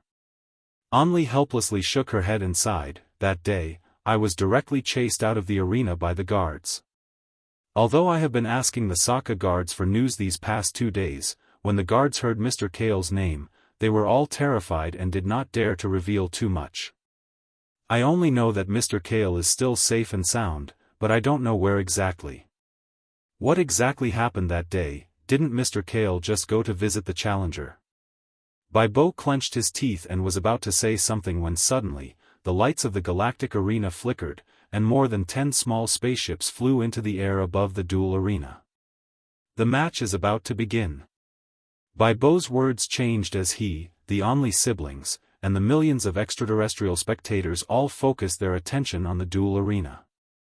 Light and shadow blurred as the projection of the Grandmaster scanned the surrounding audience seats.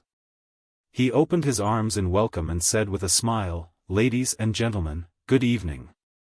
The audience immediately responded with a wave of enthusiastic cheers. The Grandmaster slowly said, I know that tonight's championship match is something that everyone has been looking forward to for a long time. However, before the match begins, which is to say, before we invite out the challengers, I would like to inform everyone of a very important matter. When the audience heard this, they all consciously lowered their cheers and looked at the Grandmaster's projection in confusion. What could be more important than the championship match? First of all, the semi-finals will be skipped. As soon as the Grandmaster's voice fell, the audience immediately went into an uproar, their faces filled with confusion and depression. Don't be anxious. The Grandmaster smiled and continued, the reason the semi-finals will be skipped is because 2 days ago, an intruder broke into the underground prison and killed all 3 of the semi-finals challengers. What? This news was like a bomb, causing the extraterrestrial spectators in the audience seats to be shocked and suck in a breath of cold air. A creature alone killed 3 semi-finals challengers? How was this possible? Could it be?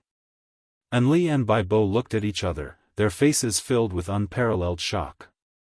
The intruder's battle record undoubtedly has the strength to challenge the champion of the arena. Therefore, the championship match will be directly between that challenger and the Demon King. The Grandmaster took a deep breath and said loudly, now, let us give a round of applause to the only challenger of tonight. Chapter 188. In the arena, the lights shone down, and the sound of footsteps could be heard coming from the underground passage leading from the main entrance. Amidst the applause and cheers of the extraterrestrial audience, Kale walked out forcefully and stood tall and straight on the spacious arena, his eyes serious and serious. He held a machine sword and a shield in his hands. His perfect human physique was wearing the silver metal armor provided by Sokka's guards, and he looked like an immortal god of war who had experienced wars big and small. Oh my god, it really is Mr. Kale. In the audience area, looking at the fully equipped figure in the arena, Anli, her brother, and Baibo were completely speechless for a moment. On the floating platform high above the galactic arena, in the viewing room where the Grandmaster and his trusted aides were. Slaughter sat in the seat close to the Grandmaster and looked down expressionlessly at Kale, who was directly below him. With a voice that only he could hear, he whispered to himself, I know your strength better than anyone else. You are indeed terrifyingly strong, but no matter what, you will never be able to defeat the defending creature that is far superior to the human race. As if hearing his voice, the tempered glass bottle in the pocket of Slaughter's windbreaker trembled slightly, and a crack appeared on the bottle that was already full of cracks. All right. The challenger has come out. Now, let me invite tonight's main character, the defending side. The Grandmaster was very good at stirring up the atmosphere, and the defending side's popularity had already been settled, so in an instant, the applause and cheers that were 10 times louder than Kale's instantly exploded. A humanoid figure slowly appeared from the entrance of the passage opposite the main entrance. In the arena, Kale looked nervous, and his palms that were holding the sword and shield were sweating. Looking straight at the tall figure that was about to break through the door, he could already feel a strong sense of oppression in his heart. The biological overlord that has defended the championship ring 6 times in a row, the undisputed king. He is the Devil King, Kratos. After the Grandmaster's impassioned speech, the tall figure had just walked out of the passage. It was a tall and powerful bald man. His face was rough and bold, and his left eye was painted with red lines. He had a thick black beard on his chin, and iron chains were wrapped around the back of his hands. His body was like a bear's back and a tiger's waist, and he was simply wrapped in a primitive leather jacket that could not be considered protective equipment. The moment he appeared on the stage, his powerful and heavy aura swept out, immediately causing the audience to go wild. Demon King! Demon King! Demon King! Ignoring the audience's shouts, Kratos strode forward and looked straight at Kale, who was standing in front of him. He said in a low voice, Are you my opponent this time? Who else but me? Kale's heart thumped violently, and he panted slightly to hide his uncontrollable fear. It was like a cat or dog encountering a lion or a tiger. The level of their biological chain was far higher than their own. Even their bloodline and genes were throbbing. Was it really a divine creature that he had to defeat? Please enjoy this match to your heart's content. The Grandmaster's holographic projection disappeared, announcing the official start of the championship duel. He had to strike first and gain the upper hand. He had to take the initiative in the battle. Kale's eyes were firm and resolute. He stomped heavily on the air behind him, and a series of white waves burst out from where he stood. The energy tide was turbulent, and his speed instantly soared to supersonic speed. Air sprint. It was an auxiliary skill that accelerated in a straight line. Kratos stood motionless on the spot, as if he hadn't reacted yet. In less than 0.1 seconds, Kale's figure had blurred and crossed the distance of 20 meters, arriving in front of his opponent. In the air, Kale held the long sword held high in his right hand, and in coordination with air sprint, he suddenly slashed down at Kratos' exposed neck. He was well aware of the gap in strength between them, so he seized the opportunity and took the initiative to explode.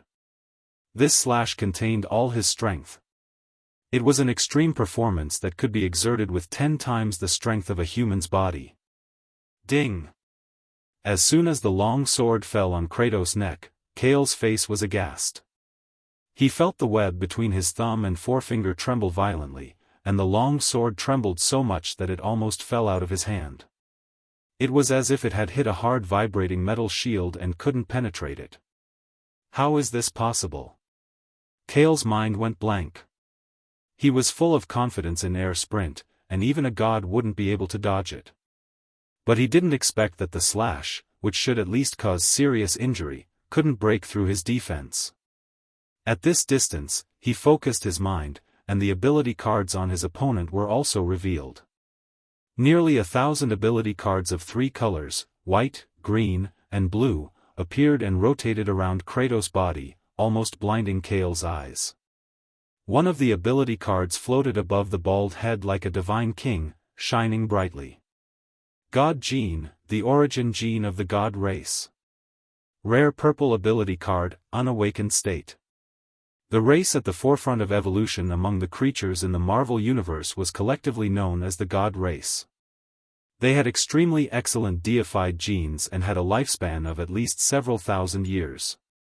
Their strength, willpower, physique, speed, and other physical qualities were among the best among all the alien creatures. They had divine power in their bodies, which could be used to strengthen their attacks, cast spells, and even enhance their artifacts to exert unimaginable power. After gradually awakening their origin power, each member of the god race mastered a different law of power, ranging from thunder, flame, ice, and death. Current state, available to draw, needs to be within 1 meter, continues to draw for 3 hours. And the rare purple prefix is unique, can only be drawn once. Warning: Kratos' divine power focuses on enhancing his physique. All this happened in the blink of an eye. Kale's long sword slashed at Kratos' neck with full force, and a few drops of blood seeped out of the skin. Since his attack failed, he had to retreat quickly. What a fast burst of speed. Also, you can actually hurt me. You are the first challenger in the past 6 months. Kratos grinned at Kale with a row of white teeth. His sandbag-sized fist was faintly glowing with golden-red divine power, and he punched toward Kale's chest in the air. Kale's expression changed drastically. He didn't have time to distance himself, so he could only hurriedly raise his shield and block in front of his body. As soon as he did this, Kale felt a terrifying force pouring on the shield, pressing his hands against his chest. He was thrown backward like a kite with a broken string. Bang! Kale flew backward for more than 30 meters, and his back hit the wall at the edge of the duel arena. The wall collapsed, creating a deep pit.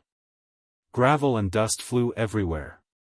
In the audience seats, the alien audience collectively opened their mouths wide, and they were collectively speechless due to shock and astonishment.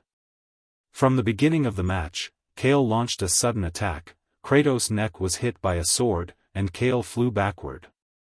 This series of battles had all happened in 1 second. A fight between gods. This was a real fight between gods. Should I say, as expected of the god race. After coughing a few times, bright red blood flowed out of the corner of Kale's mouth. He scrambled up from the pile of gravel. The metal shield on the ground next to him had a huge fist dent in the middle. It was cracked and obviously couldn't withstand a second punch. However, the battle has just begun. Chapter 189. Do you want to continue? Kratos calmly clenched his fists and walked forward step by step. His body seemed to be burning with a layer of faint divine flame. Even the audience outside the duel arena could feel a strong sense of oppression. Mr. Kale, Anna, and Bo covered their mouths and closed their eyes. They couldn't bear to watch the fierce fight that was about to happen. It wasn't that Kale was too weak, but that Kratos, who was guarding the arena, was too strong. He was so strong that it made people feel suffocated and desperate. Under the gaze of countless people, a small round of dazzling daytime light source suddenly bloomed in the dust that slightly covered Kale's figure in the duel arena. If one approached Kale now, they would definitely see that he was holding the last piece of krypton made by Howard in his left palm, which was also the core of the Iron Man armor. Iron Man armor transformation, activate. Weiss explained softly. From the small paralyzing nerve control device, the mechanical parts began to distort rapidly. The wires were inserted and attached to the chest of the metal mechanical armor, turning into a sunken mechanical slot. Kale raised his hand and pressed the krypton on Weiss' deformed mechanical slot. Krypton and Weiss were equivalent to the foundation and switch. When the two were pieced together, there was an immediate qualitative leap. The sizzling white electric light emitted from the mechanical slot and was transmitted to the metal armor, longsword, and even the cracked metal shield on the ground. These metal mechanical equipment were led by Weiss. With enough krypton energy, they were quickly pieced together and transformed into the Iron Man armor to cover the surface of the body. Sorry to keep you waiting. The battle continues. A calm and indifferent voice sounded. In fact, it took less than 5 seconds for a silver Iron Man with the daytime light source on his chest to replace Kale on the duel arena. There was a huge gap between human and god in terms of individual strength that couldn't be easily crossed. Just like the contrast between blue and purple abilities, there was a gap of a whole grade that couldn't be filled in a short period of time. Kale understood this very well. He knew in advance that he was about to face an opponent of the same level as Thor. Since he chose to stay and fight, how could he not be prepared in advance? If he didn't have enough mutations, he could make up for it with equipment. The difference between a mortal and a god could be a set of Iron Man armor. In the rooftop room of the Galactic Stadium, Carnage couldn't sit still any longer. He stood up and protested loudly to the Grandmaster beside him, "Foul. This was absolutely against the rules. The champions actually brought high-tech weapons into the competition. What? Didn't you choose the metal armor, sword, and shield from the armory 2 days ago and have someone send it over?" Modifying weapons is also one of the strengths of the challengers. Grandmaster smiled faintly and looked at the Iron Man below with great interest. "I thought it would end quickly. This way, the competition will be much more interesting." Interesting. Kratos grinned. He didn't mind Kale's Iron Man armor. He squatted down slightly and sprinted. His tall and strong body rushed forward like a heavy cannonball. "Master, the material of this Iron Man armor still can't withstand the opponent's frontal attack." Weiss started an analysis of the battle situation. "Of course I know." Kale looked at the leaping Kratos and took a deep breath. The jet engines under his feet and palms burst out scorching and dazzling energy tail flames. His speed, which was already 10 times faster than a human's, increased by a notch. "So, I still have to take the initiative to attack." He quickly dodged and flew to a low altitude. Kratos landed heavily on the ground in the next moment. The impact of the stomping of his feet and the elbow strike of his arms caused the hard floor within a 5-meter radius to crack and collapse with him as the center. Kale turned his hands and feet. The Iron Man's body drifted and turned back at a low altitude. He fell toward Kratos at a high speed. At the same time, he threw a straight punch with his right hand. A bunch of small engines protruded from the side of the arm of the Iron Man armor, spurting energy in the opposite direction to support the punch. Just in time. Kratos turned and looked up as if he had eyes on the back of his head. He threw his left fist upward as well. Iron Fist versus God Fist. The engines all over the Iron Man's body were spurting energy. Kratos stood still. In the stalemate, the floor under his feet cracked again like a spider web. The corners of Kale's mouth curled up. He quickly raised his other hand. Under Kratos' surprised gaze, the center of his metal palm glowed with the light of an engine, and a scorching laser beam burst out at close range. Bang! Kratos was immediately sent flying by the laser beam. The Iron Man's engine roared and exploded. He didn't want to let go of this opportunity to pursue the victory.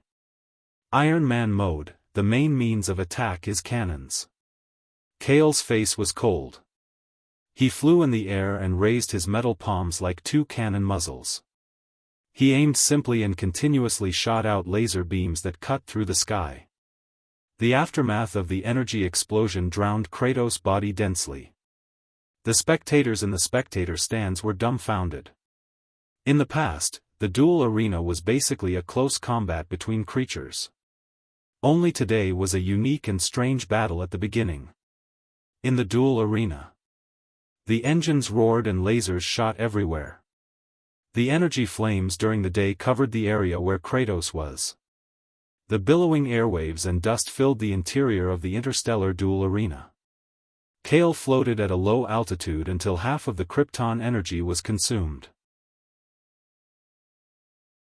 The metal engines on his palms were red hot. Even the steel melted under the continuous laser beams. Only then did he stop the attack, panting slightly. Vice, is the attack effective? Kale looked at the smoke in front of him and asked solemnly. Based on the test results. Be careful. Vice's voice sounded in a hurry.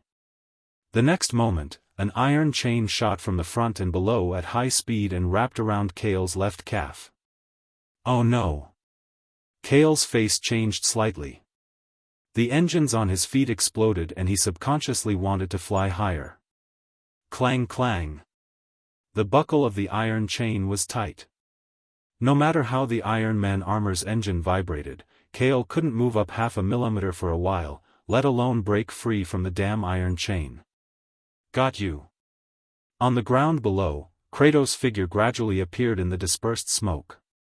He grinned coldly and majestically. His appearance was disheveled and scorched, but it was limited to superficial wounds. His hand held the other end of the iron chain. Come down. Kratos grabbed the iron chain with both hands and pulled it down forcefully. It spun quickly and dragged Kale 3 times like a windmill. Then, it slammed straight to the ground. With pure strength far exceeding a ton, with just one violent swing of the iron chain, half of the silver-armored man's body sank into the ground. The Krypton core on his chest dimmed slightly, and some parts of the Iron Man armor began to crack. The mechanical armor was only made of steel and had no buffering function. Most of the impact was borne by Kale inside. This was just the beginning. Chapter 190. Bang! Bang! Bang! In the battle, the chains clanged, and the sound of the Iron Man armor hitting the ground continued. Kratos had completely transformed into a ruthless war god, smashing Kale to the ground again and again as if he was toying with his opponent with strength that was absolutely superior to that of humans. Wah! Bo crawled in Lee's arms, its tail raised in panic, not daring to watch anymore. The Iron Man armor was full of cracks, and drops of blood seeped out from the cracks. The steel mask covering his face cracked in half, revealing Kale's bloodless face. Kratos swung the chain again, dragging Kale into the sky. At this moment, the metal arm lifted slightly, and the palm engine on the verge of being scrapped fired a laser beam, accurately bombarding the middle of the chain. The chain broke, and Kale was able to break free and fly out. When he was free falling to the ground, energy waves splashed out from the soles of his feet in time, and he came to a stop and landed firmly on the ground. Master. Energy leakage, there is less than one layer left, and this deformed patchwork Iron Man armor is on the verge of collapse, and it can no longer carry out a high-load battle for a long time. Weiss responded with a little worry. Not just the armor, I can't take it anymore, bah. Kale spat out a mouthful of bloody phlegm and looked coldly at Kratos in front of him. He pondered and said, I can't hide anymore, activate the Iron Man armor mode super kill. Yes. Weiss immediately understood what Kale meant. During the 2 days in the isolation room of the central building, Kale and Weiss collected information, built simple Iron Man armor, and continuously used data to conduct no less than thousands of combat simulations on the computer. There was only one way to defeat a high-level creature like the gods. And that was super kill. Whether I win or lose, it all depends on this move. Kale took a deep breath, shook his hand, and threw away the scrapped engine in the palm of the Iron Man armor. Seeing this, Kratos asked calmly, Why, have you given up? Of course not. Kale smiled coldly, and a tide of energy suddenly erupted from his feet, leaving behind a series of white ripples as he charged forward. Aerial sprint. Is it this move again? I won't suffer the same loss a second time. Otherwise, I won't be worthy of the title of war god. Kratos had an idea. The moment he saw Kale's figure disappear, he quickly reacted by throwing a punch in front of him. The explosive speed of a mid-air dash could indeed be considered as extreme speed, but the biggest flaw was that it could only follow the original direction, rigidly moving in a straight line. Just as Kratos had predicted, Kale's figure flickered in a blur. Accompanied by a strong gust of wind, he appeared right in front of the punch. From a third person's perspective, it looked as if Kale had taken the initiative to hit Kratos' fist with his chest. The audience in the auditorium exclaimed, and Kratos also grinned. It's all over. The fist landed on the chest of Kale's Iron Man armor, on the glowing white krypton slot in the middle, which was Weiss' body. Under the absorption of kinetic energy buffer by the vibranium characteristic, the terrifying fist force still couldn't stop spreading and exploding. The Iron Man armor cracked all over and was about to collapse completely. Blood was coughed out along with shattered lung fragments, but Kale didn't even groan in pain. His feet touched the floor and he didn't retreat at all. His eyes shone with hope and perseverance. This is the moment. Kale ignored his own injuries and stretched out his hands like lightning. 2 small nerve paralysis devices were pressed on Kratos' shoulders. He yelled, Weiss. At the same time, Weiss had used radio waves to simulate the activation signal. The nerve paralysis device was activated, and white electric light shrouded Kratos, penetrating and paralyzing his internal body. One shot was enough to paralyze Thor temporarily and cause him to lose the ability to resist, not to mention 2 shots at the same time. Kratos' eyes widened, and his unshakable powerful divine body trembled. Finally, he fell straight down facing Kale. Kale put his hands on Kratos' lower abdomen, and the engine under the Iron Man armor lit up and started. He suddenly flew up and pushed Kratos' body under him, soaring into the sky.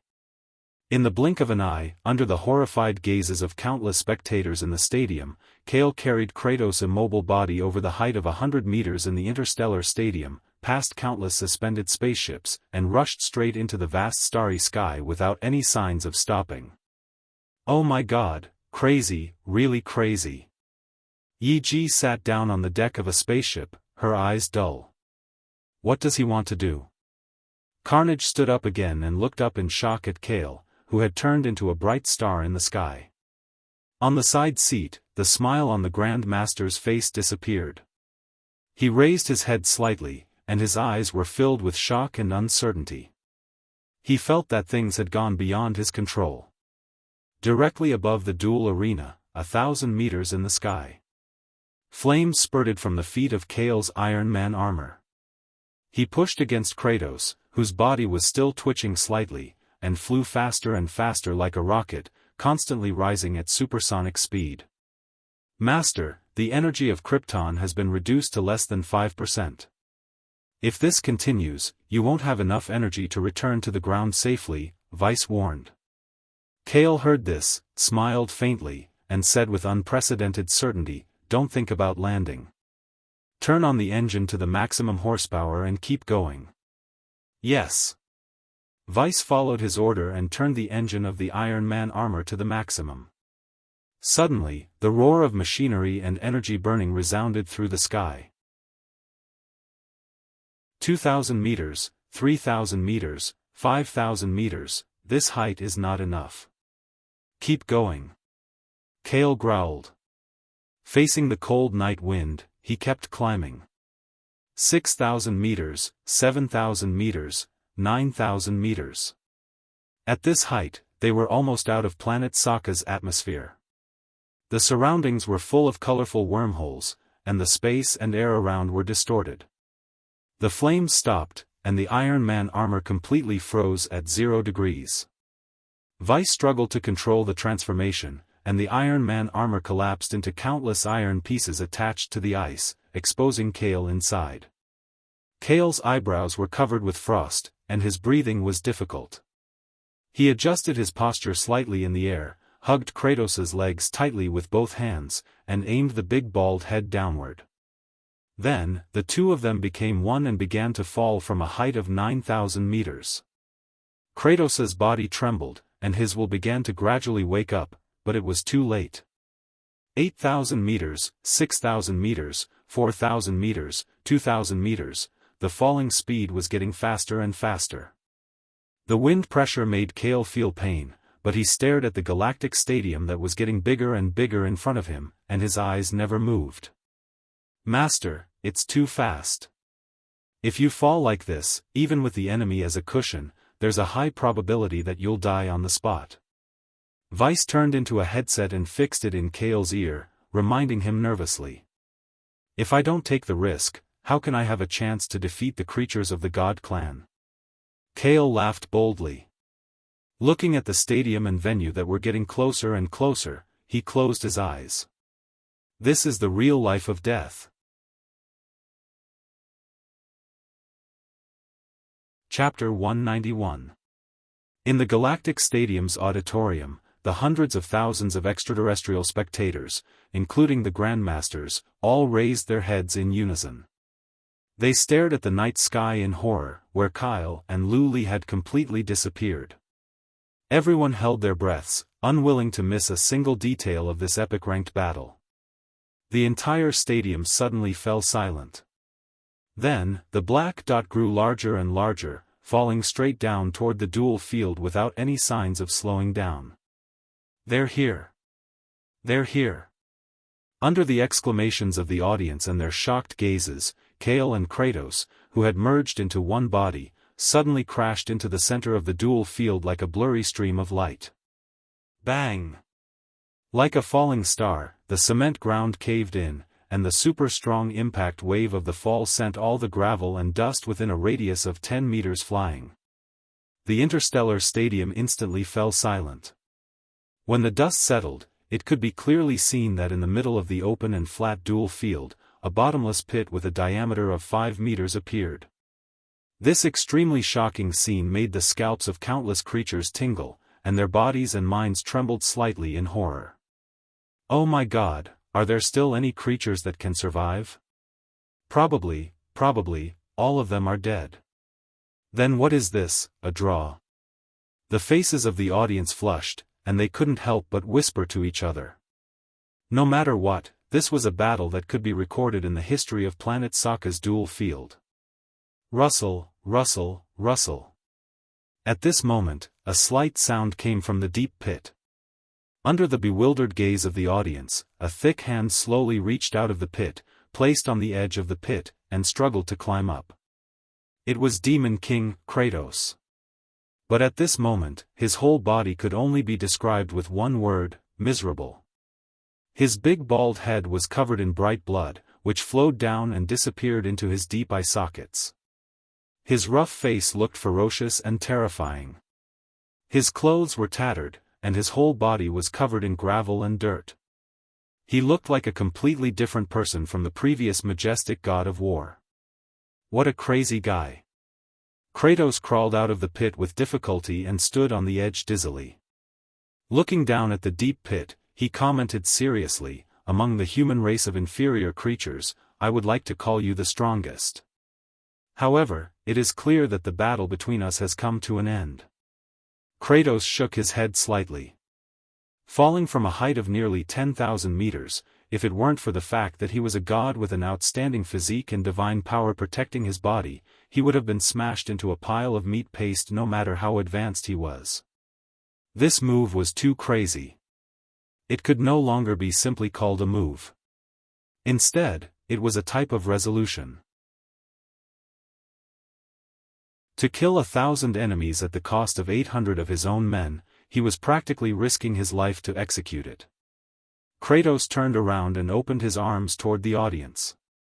The loud cheers and shouts erupted. "Mr. Kyle is dead?" Baibo's mouth was wide open. He couldn't believe it. That should be the case. Anli nodded with a sorrowful expression. Just as she was about to say some comforting words, she suddenly saw something and her eyes widened in surprise. "Baibo, look! What is that?" Similarly, most of the audience's cheers stopped abruptly. They stared at the deep pit behind Kratos in astonishment. Kratos sensed their abnormality and turned around. In the next moment, even his pupils contracted. A hand slowly reached out from the deep pit. Black liquid constantly pulsed on the arm, covering it and transforming into a layer of smooth and tough keratin membrane. With the hand on the ground and a slight push, a tall figure jumped out and landed lightly on the other side of the deep pit. Its tall humanoid body was dark black in color. The outline of its muscles was extremely wild, like an assembly line. Its long and narrow eyes were scarlet, and it grinned wickedly. It looked like a black demon that crawled out of hell. "Who are you?" Kratos frowned. Looking at the unknown creature in front of him, his body tensed up subconsciously. For the first time, he felt a sense of danger. "I just blew up your bald head, and now you're asking me who I am?" The dark creature grinned and spread its hands. "But it makes sense. In this form, even your aura has changed. Let me formally introduce myself. I'm Tyrant Kale." In the rooftop room at the top of the arena, Grandmaster stood up and looked down at Kale, whose appearance had changed drastically. Then, he looked at Carnage, whose face was pale. He asked in a low voice, "What's going on? Did something rush out from your body just now?" Carnage's face was extremely ugly. He was silent, and there were still fragments of the broken glass in his windbreaker pocket. He roared in his heart, "Venom, you still chose to return to him in the end. You betrayed me, who was originally one with us." In the arena, Kale stretched his limbs. The long-awaited feeling of being completely covered by venom, and the feeling of being fully buffed surged into his heart. Just now, when he was about to fall from the sky, he really thought that he was going to die. However, the moment he flew past the rooftop of the Interstellar Stadium, a mass of black liquid suddenly bounced out and covered his body. He really didn't expect that the one who saved him in the end was Venom. And the one who betrayed him was another symbiotic derivative. Kale secretly sighed. After the symbiotic fusion with Venom, his consciousness and Venom's thoughts intertwined, and he instantly knew about Venom's split. After experiencing the World War II war with Venom for a long time, the negative emotions of slaughter, brutality, and ruthlessness had long been hidden in the depths of his body. Later, under the effect of the space ore, these wild and restless emotions split into a second symbiotic derivative. This was the origin of carnage. Carnage could be said to be the joint creation of Kale and Venom's negative thoughts, so it was more powerful and had more subjective consciousness. Arriving on this planet half a year ago, Carnage and Venom were able to survive by constantly relying on the alien residents. But later, there was a huge disagreement between the two. Venom wanted to find and wait for Kale, while Carnage wanted to be independent and become a new and powerful creature. In this divergence of ideas, the two finally completely fell apart. Carnage, who could fully control the host's body, was very powerful. He bound and trapped Venom, and the ambitious chief of guards was ready to replace Grandmaster's position one day. "I've wronged you." Kale smiled in relief. He could feel that Venom was more naive and pure than before, constantly conveying joy to him, just like the night when he first drew the Venom card. Speaking of cards. At this time, the Venom symbiotic creature card was very different from before.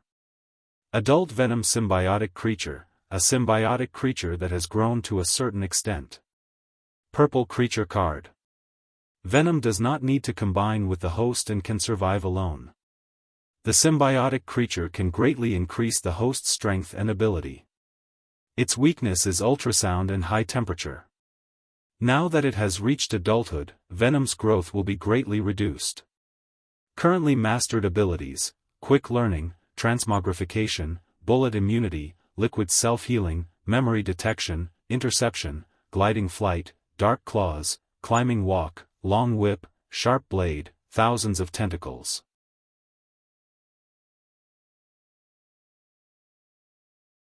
Chapter 192. The adult Venom, with its current symbiotic fusion, may really be able to defeat the injured and weakened god creature. Kale thought to himself. He clenched his fists and could feel his strength increasing. Now, his pure strength was 13 times that of a human. Don't underestimate this increase of less than 1/3.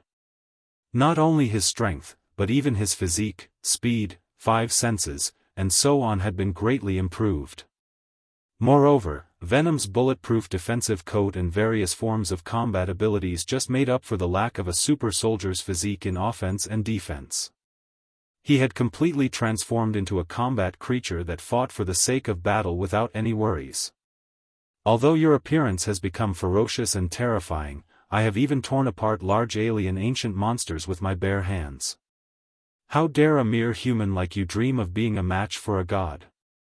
Kratos said in a dignified and deep voice, but his eyes became more and more profound and solemn. The faint brilliance of divine power permeated the surface of his body, and an overbearing pressure leaked outward. Kale was unmoved and grinned slightly. His scarlet eyes flashed with a cold light, and his body surged with a violent, evil, murderous, wild, and fearless aura of battle intent. I don't care if you are a human or a god. I will still beat you. I will take your life while you are still alive. Thud. The floor collapsed and shattered. Kale suddenly exploded, turning into a blurry black afterimage, and launched an extremely violent attack on Kratos. Kratos was still in a dizzy and injured state from falling from a high altitude, and Kale's state was at its peak after Venom's return, so there was no reason to wait for him to recover. Kratos quickly raised his head, and a bright saber light flashed by. It was Kyle's left arm that had completely transformed into a huge saber, and the handle was his shoulder.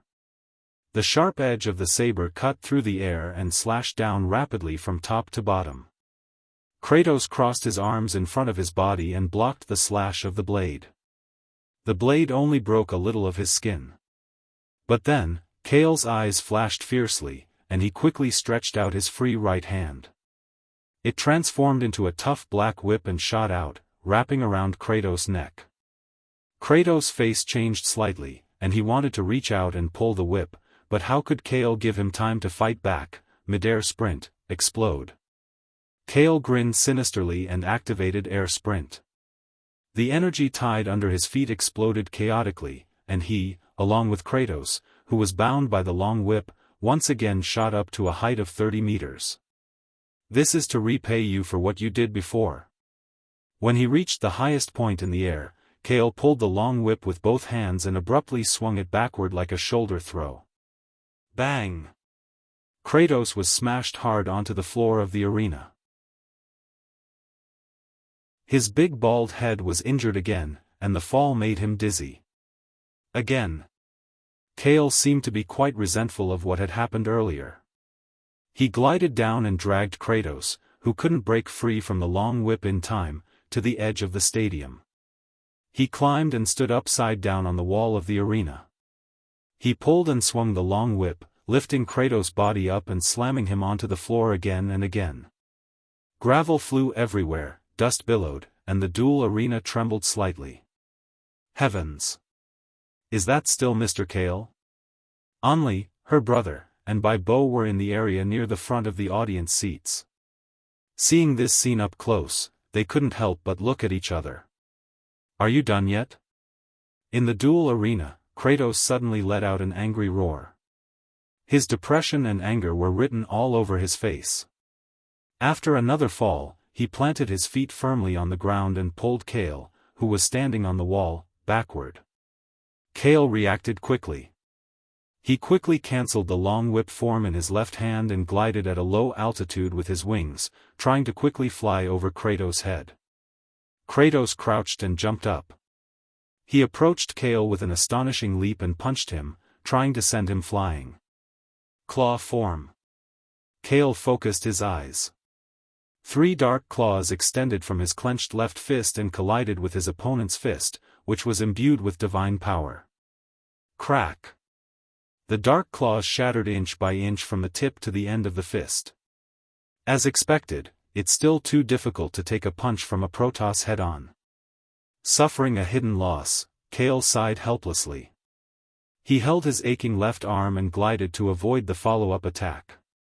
In the duel arena, Kratos was even more depressed. Kale, who was fully covered in venom, had many attack forms. Not to mention, his movements were too agile. He could even fly for a short time while gliding. A Protoss without a divine artifact was like a bird with broken wings. While his strength was greatly reduced, he couldn't fly with divine power alone. I wonder where my divine artifact battle axe is. If my divine artifact is still here. Kratos gritted his teeth and fell back to the ground weakly. A while ago, he still had some connection with the broken battle axe. Until a few days ago, this connection was suddenly and completely cut off. Kratos didn't know that the axe was in Kale's card space and had become a private collector's item card. In the following battle, Kyle didn't choose to fight Kratos head-on. Instead, he used his agility and dexterity to attack Kratos in many different forms. He tortured Kratos' godly power and spirit bit by bit as if he was hunting prey. Kratos wasn't afraid at all. His divine body was rough and thick with divine power. His physical resistance was off the charts. Even if Kale's strongest attack, the blade, slashed down, it would only cause superficial wounds. For a while, no one could do anything to the other. The battle between the two became an infinitely prolonged stalemate. But even so, the audience in the auditorium was still shocked. Their eyes never left the intense battle in the duel arena for even half a second. It's not a good idea to drag on like this. Kale had just leaped and glided to dodge Kratos' divine power punch when a thought flashed through his mind. Are there any other battle forms that you haven't used? Venom seemed to know what he was thinking and quickly gave him a hint in his mind. Right, there's still that new move. Kale took a deep breath and closed his eyes to adjust his state. With his wings suspended in the air at a height of 10 meters, he clenched his fists slightly nervously. The next moment, all the strength in his body was drained. At the same time, Venom's cuticle coat glowed with a dark light, as if it was preparing for something. What new tricks are you up to now? Kratos snorted coldly. He stomped on the floor and sprinted up like a cannonball, quickly approaching Kale in the air. Just as Kratos approached him, Kale suddenly opened his eyes. His scarlet pupils shone brightly as he looked ahead indifferently and calmly. "Sorry, the outcome has been decided." Swoosh swoosh swoosh. Tens of millions of sharp black tentacles that glowed with a dark luster suddenly shot outwards with his body as the center. Like the fireworks of death that bloomed in hell, they bloomed to the extreme in an instant.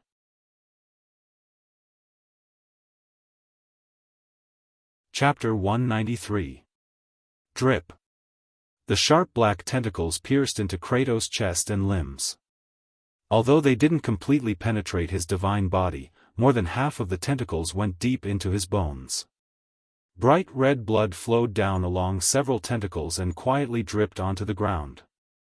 The rest of the thousands of black tentacles that exploded in all directions without any blind spots shot downwards. The ground was easily pierced through like a piece of paper, forming a pitch-black pillar that stood upright.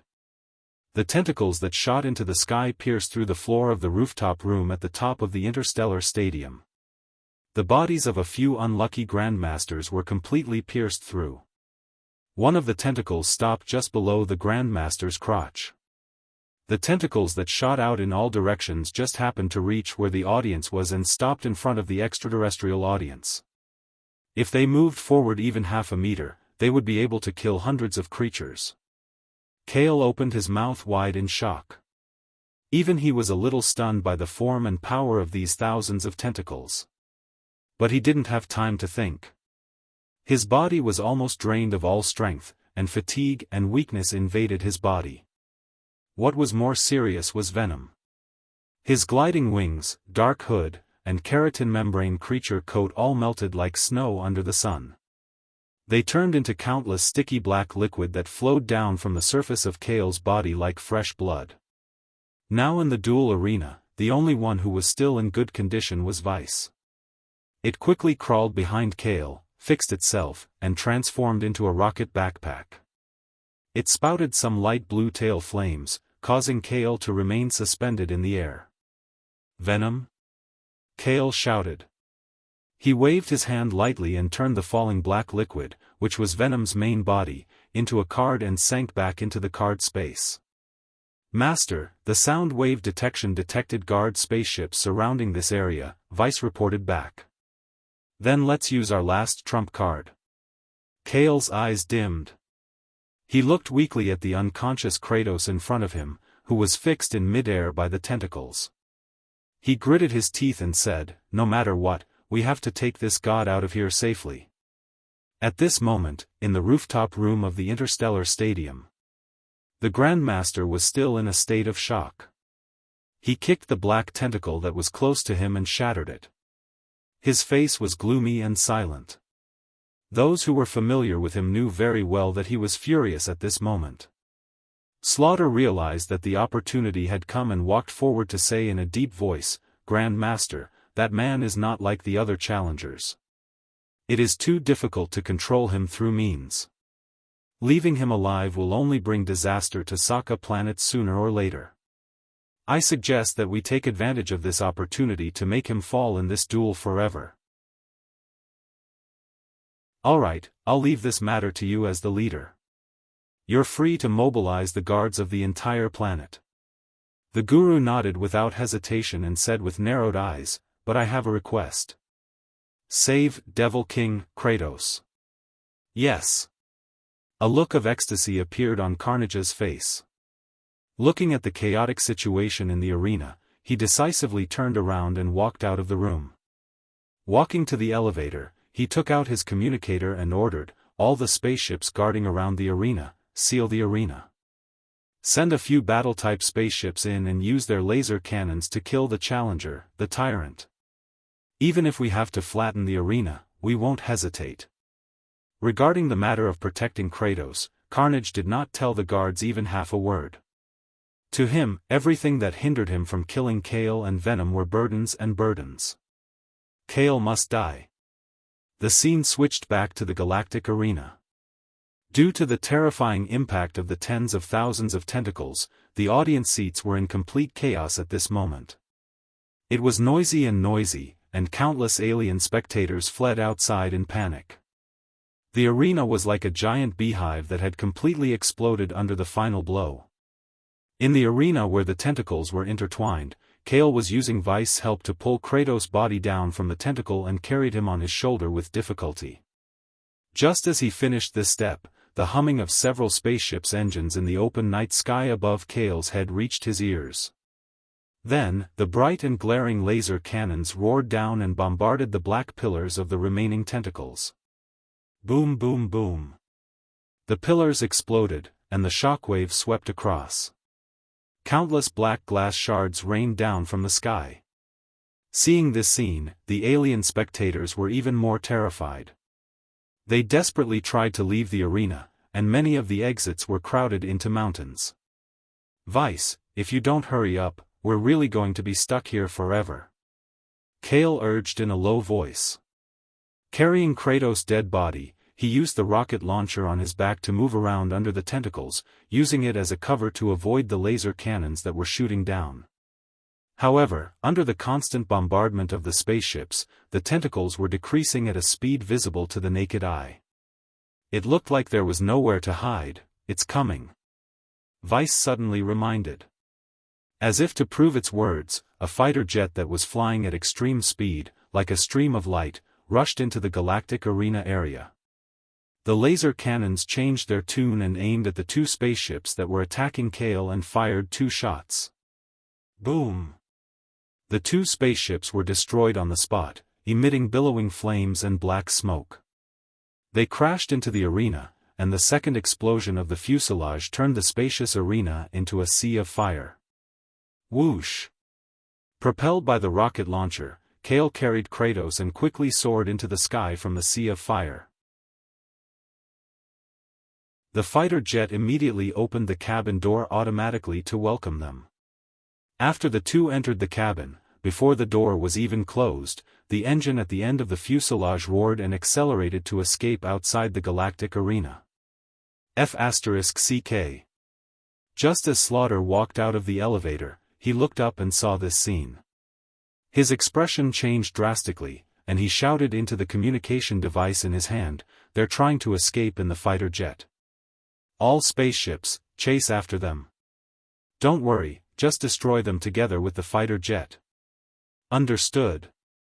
Countless spaceships that were waiting for orders near the arena started their engines and accelerated after receiving the order, chasing after Kale's fighter jet.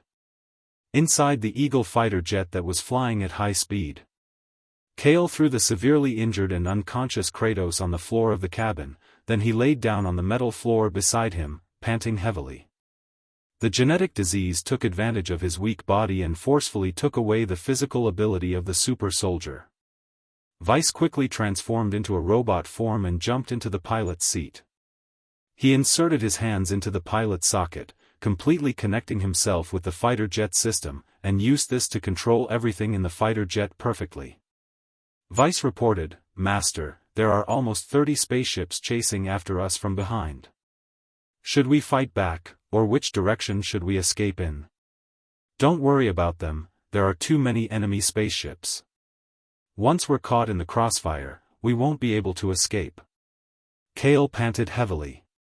He relied on his willpower to not fall into a coma, and he struggled to get up with his hands on his body. "Go around in circles with them, buy me as much time as possible." With a thought, all of Kratos' ability cards appeared in front of him, glowing brightly. Without even looking at the other ability cards, Kale's gaze fell directly on the rare purple ability card, Protoss Gene.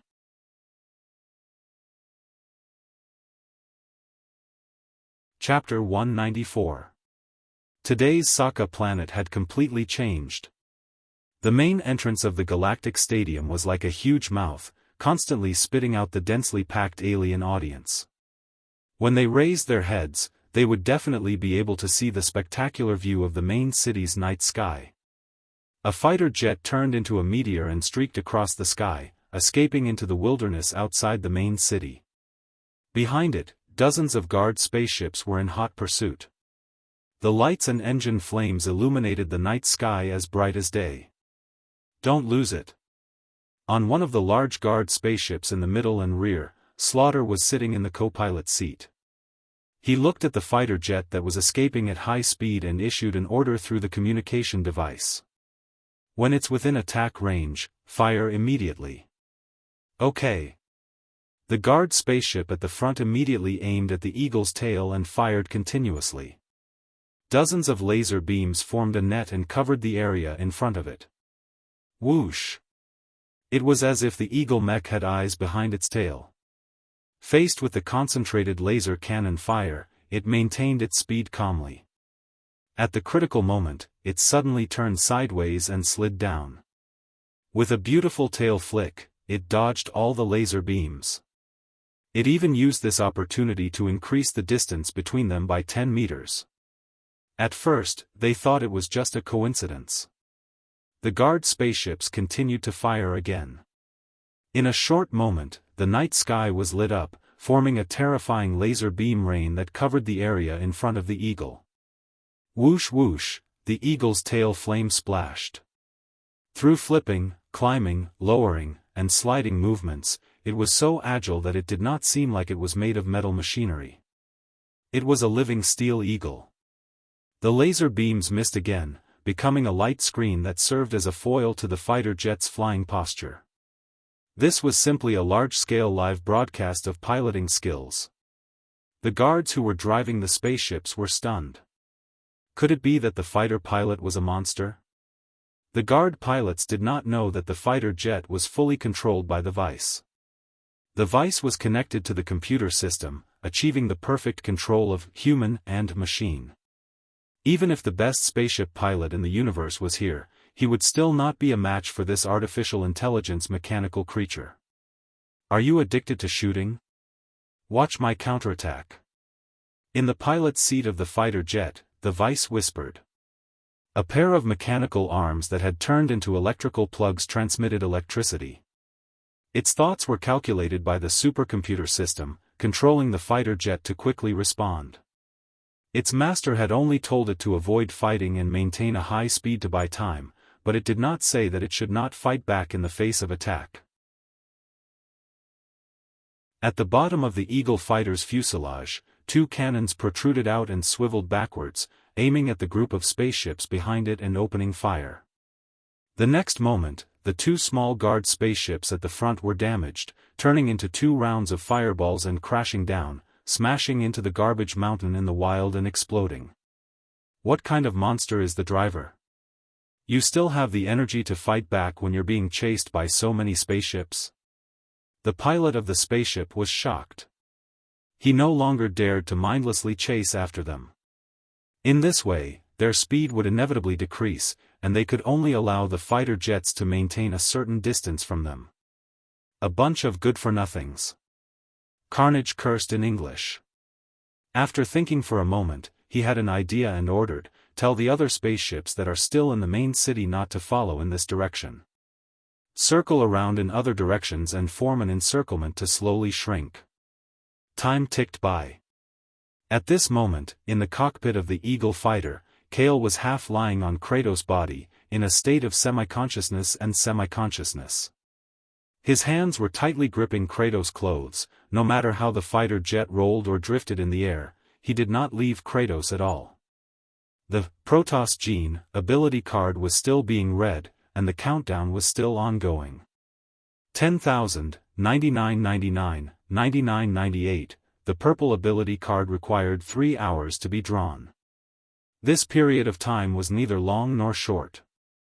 In the face of an enemy attack, there was no doubt that it was a race against death. Vice relied on its perfect control of the Eagle fighter and really led the guard spaceships to circle around in the wild of Sokka. Under the continuous high speed and precise piloting, Vice's condition did not decrease. On the other hand, the guards who had been flying vigilantly for a long time were secretly complaining. If they chased, they could not catch up. If they did not chase, it was impossible. In this stalemate, time dragged on endlessly. More than 2 hours later, Vice still maintained a certain distance from the guard spaceships behind them, but soon, it suddenly detected signs of the presence of a group of spaceships in front of them. Vice was just about to adjust its flight direction and escape to the left or right, but after scanning with sound waves, it discovered that there were also large numbers of guard spaceships in the area on both sides. "Master, we're completely surrounded." They sent the spaceships in the opposite direction and circled the planet, forming an encirclement. Vice sent out an emergency report, but Kale did not respond behind it. It could not help but look back in surprise. In the cockpit, Kale had already let go of Kratos' clothes and was lying unconscious on the floor alone. His eyebrows were furrowed, and he was sweating profusely. His handsome face was filled with a painful expression. A faint divine glow appeared on the surface of his perfect human body, and it was as if there were golden flames burning fiercely on his body. Kale was completing the final transformation to become a god. If one could peek inside, they would definitely be able to see that the genetic structure in his body was originally a super soldier gene that was on the verge of collapse due to radiation. However, at this moment, there was a genetic sequence code that was hundreds of times more complicated.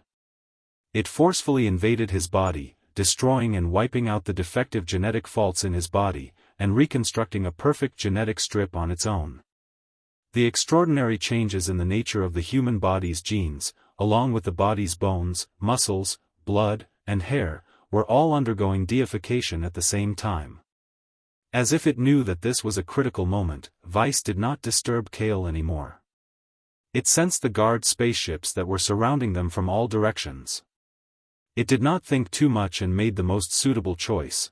The eagle suddenly lifted its head and shot into the sky like a rocket. It actually increased its altitude as if it was escaping from the planet. "Ha ha ha, they won't be able to escape." Carnage laughed maniacally. He lifted the pilot's body with one hand and tossed him backward like a piece of cargo. He then sat on the main pilot's seat. He piloted the large spaceship and was the first to give chase.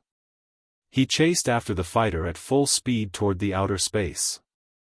On the dome of the pitch-black night sky, a small wormhole that was difficult to detect quietly opened. In the blink of an eye, it expanded into a huge dark red hole in the sky. The Eagle and the large spaceship rushed straight up, and unfortunately, they were facing the center of the huge hole in the sky. A storm swept around the hole, forcing the guard spaceships that were surrounding it to retreat in a hubbub. At this moment, in the cabin of the fighter, Kale's body left the ground and levitated. His silver hair had grown out to drape over his shoulders, and his body was glowing with a crystal-clear divine aura that was compatible with the universe.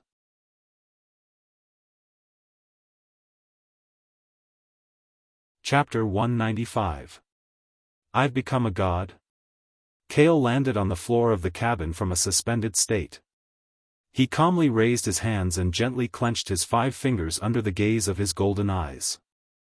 The strength of his body did not need to be stored through his muscles. It was naturally condensed in his palms. He now had an illusion that if he punched with all his strength, he would blow a huge hole in the metal plate of the cabin. My strength is about 10 times stronger than before. Kale was secretly shocked. After the perfect human genes, super soldier, and the Protoss genes, god, fused, this was similar to a demigod or super god. His strength alone increased by 10 times, which was a terrifying value of about 100 times that of a human. What did this mean?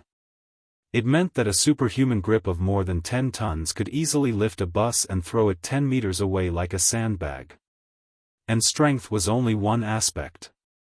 The comprehensive increase also included physical strength, speed, spirit, vitality, 5 senses, physical and energy resistance, and so on.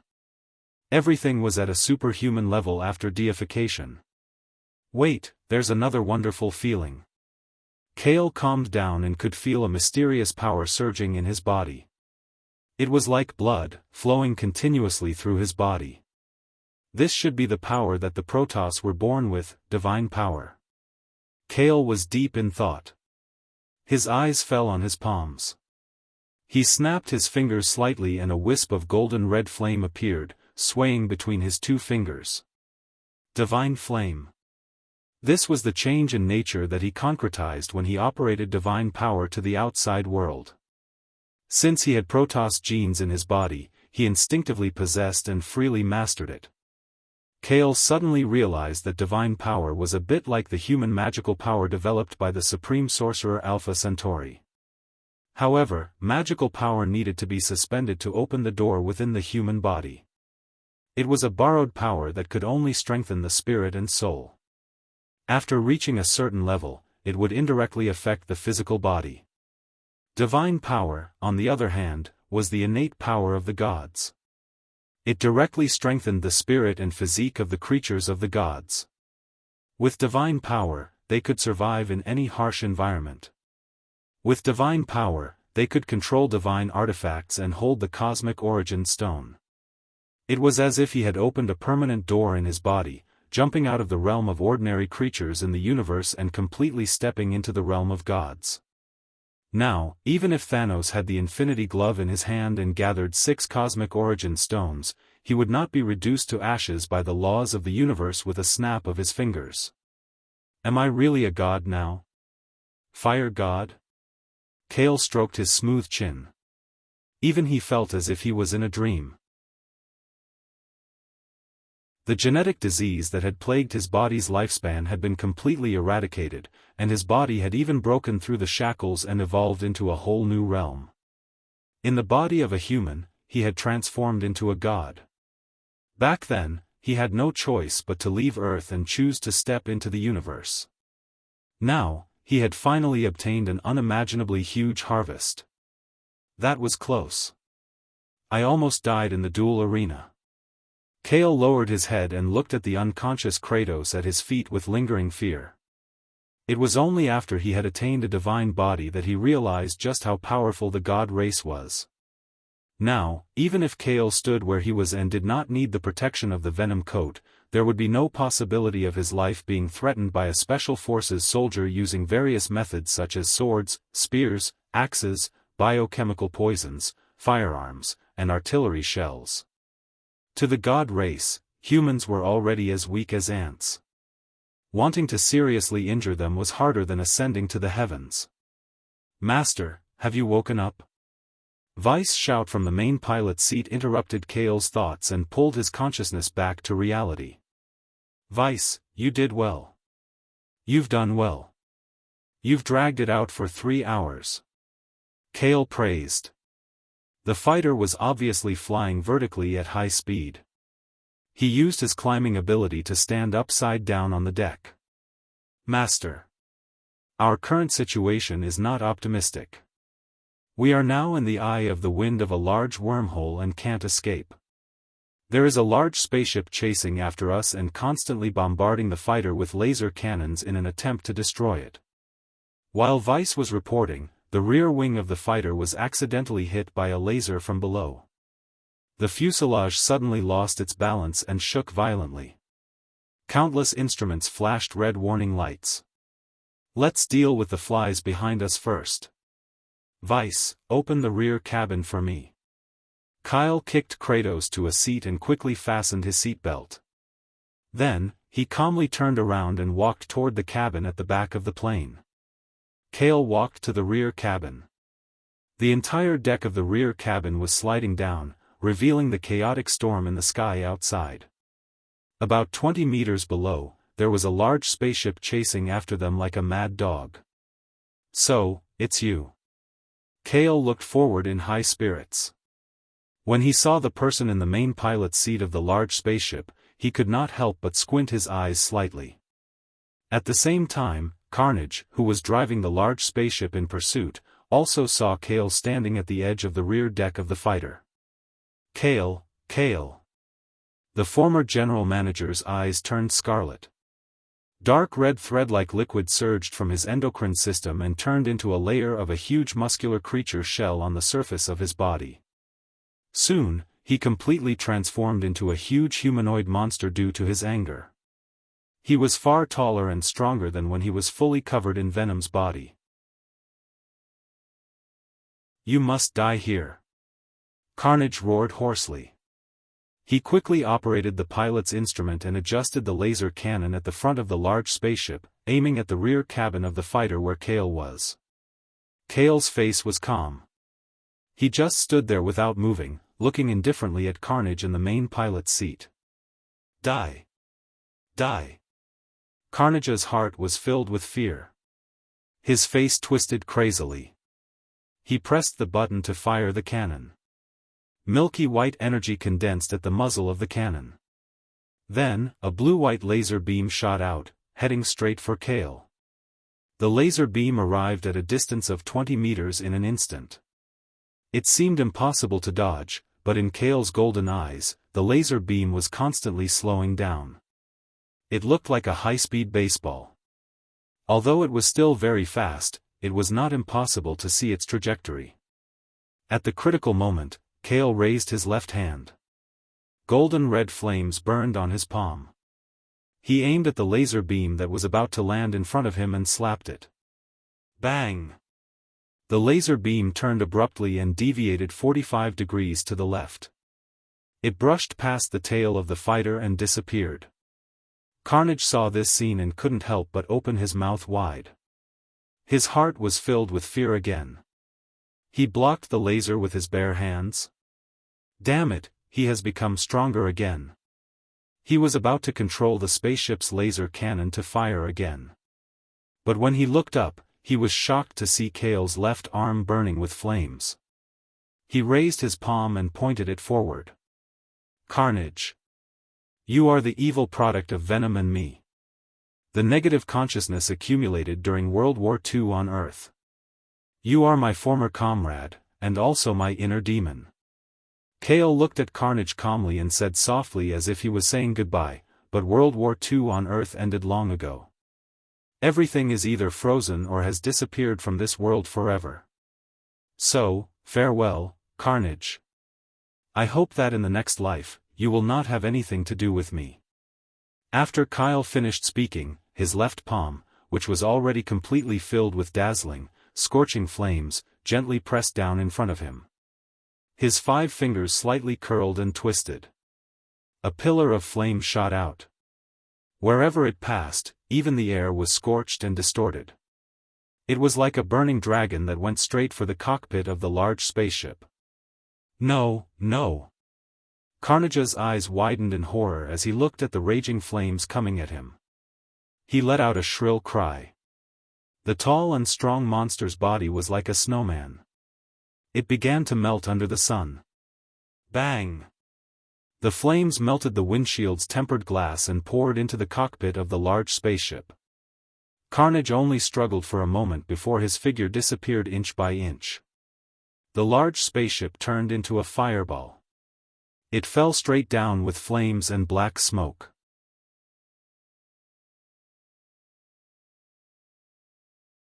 Chapter 196. With his own hands, Kale's face was calm, but he could not help but sigh in his heart. Carnage was a split body that Venom learned from his evil thoughts. Unlike Venom, who was a creature from a card, Carnage was not under the control of the creature card code. If Carnage had unilaterally chosen to hide and escape at the beginning of the battle and not be his enemy, how would things end up like this today? Kale turned around and returned to the cockpit of the fighter. Vice's mechanical hands were still plugged into the pilot's instrument. Looking out of the fighter's windshield, he could see that a hole had appeared in the sky. Red lightning flashed in the giant hole as the hole spun and condensed into a frenzied storm that swept across the surroundings. The fighter was right in the center of the hole in the sky, in the middle of the frenzied storm. Vice knew that Kale had dealt with the trouble at the back and reported, "Master, it's obvious that the fighter can no longer break through the wormhole. Then let's speed up and enter the wormhole. Since we have achieved our goal, there's no point in staying on planet Sokka any longer," Kale said calmly. He did not have the slightest bit of nostalgia for planet Sokka. Although there were still some items, such as the hanging ring, vibranium arm guards, and energy guns that had not been found yet. The high-tech items that he had entrusted Omni to purchase had not all arrived. However, all of that was no longer important. Nothing could compare to the benefits of the Protoss gene. If there's a chance in the future, I'll come here again to settle the score with the Grandmaster. It's also time to plan my return to Earth. Kale was looking forward to it. He had not been on planet Sokka for long, and his farewell to family Cal felt like it was just yesterday. But going back and forth in the wormhole would take a lot of time. If he could return to Earth smoothly, he did not know how many years would have passed. But it did not matter how many years had passed. After all, family Cal had the infinite equation, and he was already a member of the Protoss. With the life enhancement card in hand, 10 or 100 years really did not matter. Sitting in the co-pilot seat, Kale was fastening his seatbelt. Vice reminded him, "Please sit tight." Vice then controlled the fighter to aim at the center of the wormhole in the sky. The engine at the back roared as the fighter rushed forward at maximum speed. Crash! Inside the wormhole, bits and pieces of alien trash kept falling down, smashing into the front of the fighter, causing the body of the fighter to tremble slightly. Since I don't have the exact location of Earth, I can only pilot the fighter to perform a flight jump and ensure that we can safely pass through the unstable wormhole at the fastest speed. It has been going on for so long, and the energy fuel is almost used up. Hopefully, the random exit will lead us to a civilized planet. Kale's heart skipped a beat when he heard Vice reply. He had a bad feeling about this. The fighter jet turned into a stream of light and crashed into the dark red thunderstorm wormhole. The subtle spacetime distortion filled every corner of the cabin. "It's starting," Vice said in a low voice. The fighter suddenly shook violently. Kale looked out of the windshield.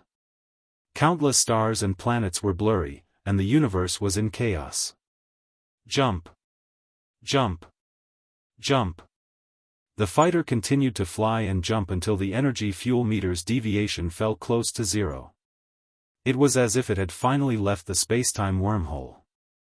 The front of the fighter suddenly opened up, revealing a vast expanse of reddish-brown wilderness.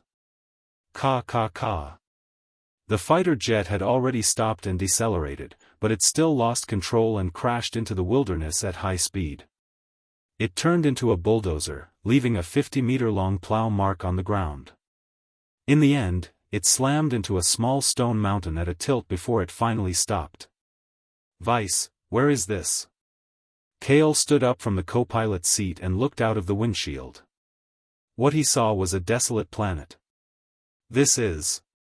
Vice pulled out his mechanical arm and looked at the information on the projection screen. He replied, "It's a universe area not in the database. It should be a planet in the human civilization star sector and a mysterious unknown area." "What kind of explanation is that?" Kale twitched his lips helplessly. He turned around and saw a pair of eyes staring at him from behind. The two were silent, and their eyes met for a brief moment. "You're awake?" Kale smiled faintly and looked at Kratos, who was half lying in the seat. After all, he was the fire god now, and there was no reason for him to be afraid of the severely injured and weak god of war. Vice quickly jumped onto Kale's shoulder and hid behind his head. Even though he was a mechanical life, the thrilling battle in the dual field still made him, even the system program, wary of Kratos. "I didn't expect that I would be defeated by a human in the end." Kratos grinned with difficulty and looked at Kale calmly. He asked, "Why didn't you give me a quick death?" "Because you were useful to me before. But now, it's up to you whether you're useful or not." Kale stepped forward and looked down at Kratos with his golden eyes. He said indifferently and majestically, "Surrender or die. You only have these two choices." As he spoke, a faint golden divine flame rose from his body. Divine power was the most obvious racial symbol of the Protoss. "You're a god too?" Kratos was shocked, and his eyes widened. He looked at Kale, whose aura was completely different from before, in disbelief. He quickly shook his head and said, "No, it's impossible. You were definitely not a Protoss before. Forget it, it doesn't matter if you're a Protoss or not." Under Kyle's vague threat, Kratos grinned. His eyes were filled with determination, and he said with determination and dominance, "I'm the god of war. Although I've been defeated, my godly weapon destroyed, and I'm suffering from an old illness, I'm still the brave and invincible god of war. How can I surrender to someone else?" "Okay, I already know the answer." Kale nodded and didn't intend to waste time persuading him. He was just giving it a try and didn't expect too much from it. It was great to have a god of war as a subordinate. But if the god of war chose to surrender, would he still be a god of war? "I'll give you a quick death," Kale said calmly. He raised his left hand and put his index and middle fingers together. Golden divine flames burned fiercely, and the temperature in the battleship rose by dozens of degrees in an instant. "Do it. Also, I know this planet you've come to, so there's no harm in telling you. This is the ancient battlefield between that old guy Odin's god realm and a powerful race." After Kratos finished speaking, he simply closed his eyes and calmly waited for death. In fact, his body was no longer as strong as it used to be when he was in the duel arena. Just like Kale before, he was caught in a fatal illness caused by an old illness from war. The difference was that Kratos could only walk toward death like a god of war, while Kale could go one step further.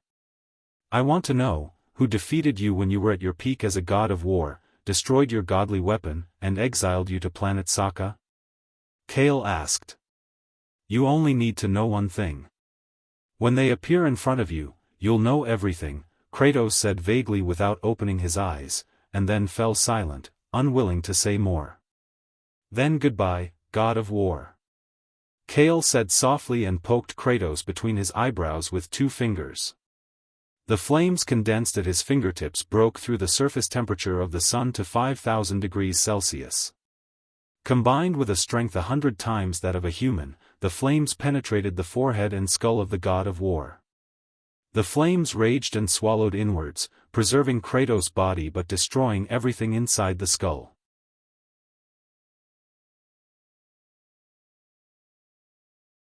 Chapter 197.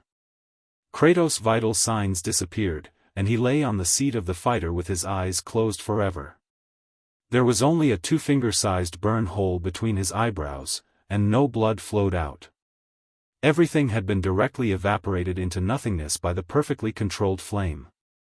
The god of war of a generation had died. After completing the act of killing a god, Kale calmly retracted his 2 fingers and waved gently. The golden flame dissipated from his fingertips, and a few wisps of green smoke slowly dissipated in the cabin.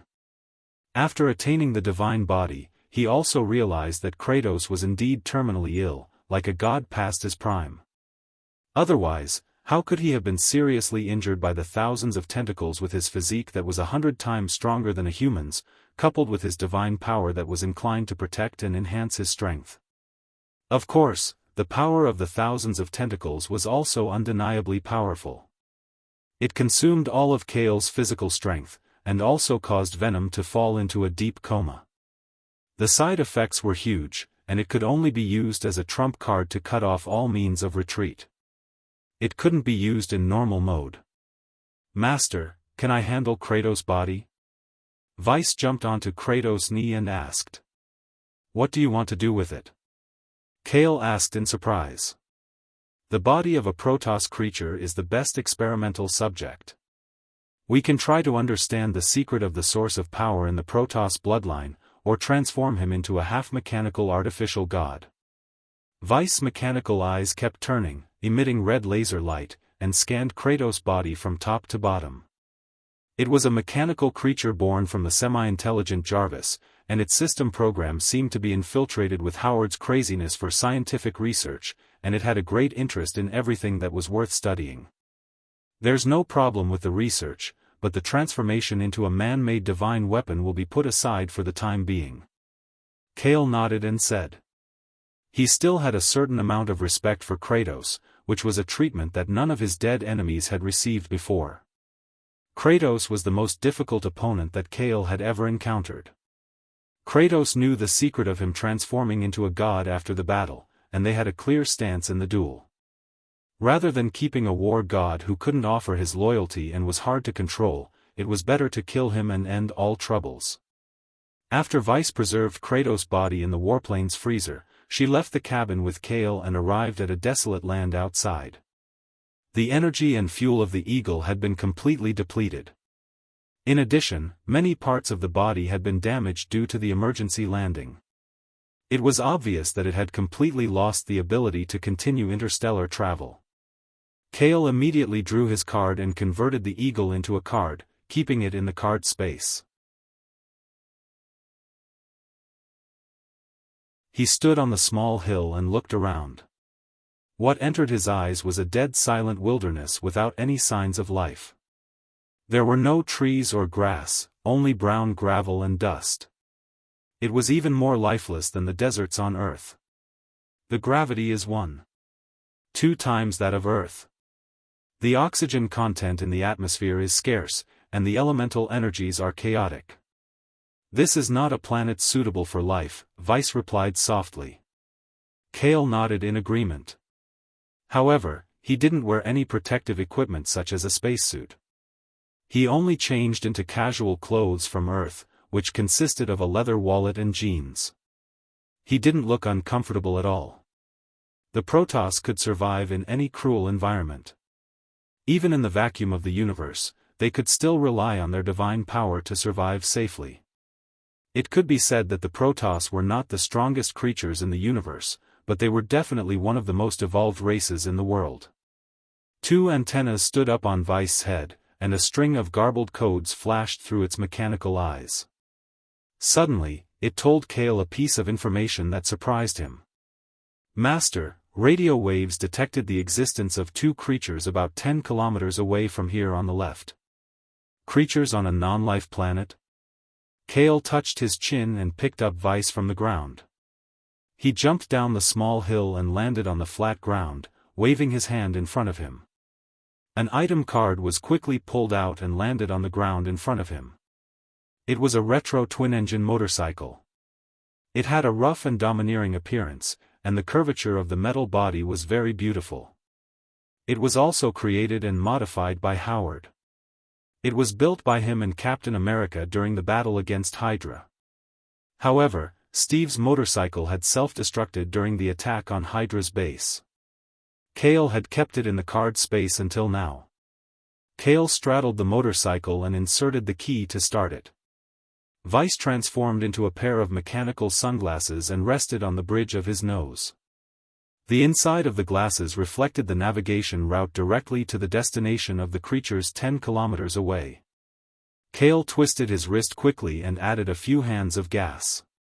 The rear tire of the motorcycle immediately rotated, and the engine roared to life. A burst of sand and gravel splashed behind him. The motorcycle was like a wild horse that had escaped its reins. It sped up into the wilderness ahead. After drifting, it adjusted its direction and sped away. On a desolate planet without any signs of life, the surface was dry and dark brown, and the hills were lonely like tombs. Boom! Boom! Boom! The high-speed motorcycle suddenly broke the silence and swept across the boundless wilderness, stirring up clouds of sand and dust. Gotcha! Kale frowned slightly as the wheels of the motorcycle crushed something light under it. On the ground further ahead, the dust covered the bones of various unknown creatures. Some of them were huge monster skeletons, some were 5-meter-tall human skeletons, and some were deformed creatures that were less than half the size of a human. Most of these bones were buried under the sand and gravel on the ground, and only the tip of the iceberg was exposed. There was no telling how many more were buried underground. It was as if the blood of the creatures had been irrigated over the years, and even the original brown soil had turned into an eternal dark red. Kratos was right.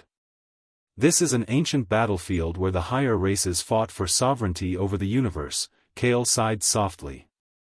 Only a large-scale war between races in the universe could turn an entire planet into a battlefield, and blood would flow for thousands of miles. Now, who was the higher race that ruled this universe? The answer was obvious. It was the deities of Asgard in the heavenly realm. Asgard. Kale was thinking to himself when the light on the inside of Vice's sunglasses floated in front of his eyes, reminding him that he was approaching the location where the sound waves had detected the creatures. We've arrived at the location, but just 10 seconds ago, the signs of life of the two creatures disappeared at the same time, Vice reminded him. Kale nodded to show that he understood and continued to drive the motorcycle forward. Soon, he stopped in front of the bodies of the two creatures that were hugging each other. He pushed his sunglasses up his forehead in surprise. One of the bodies was a humanoid soldier in silver armor with a long sword in his hand. His blood-stained face was filled with determination. The other body was a three-headed monster that was 2 to 3 times bigger. Its twisted facial features were extremely ugly, and it was holding a trident in its thick hand. You're tuning in to the Xiaofan's Wuxia Tales YouTube channel. Don't forget to subscribe and join us on this journey to catch the most captivating stories.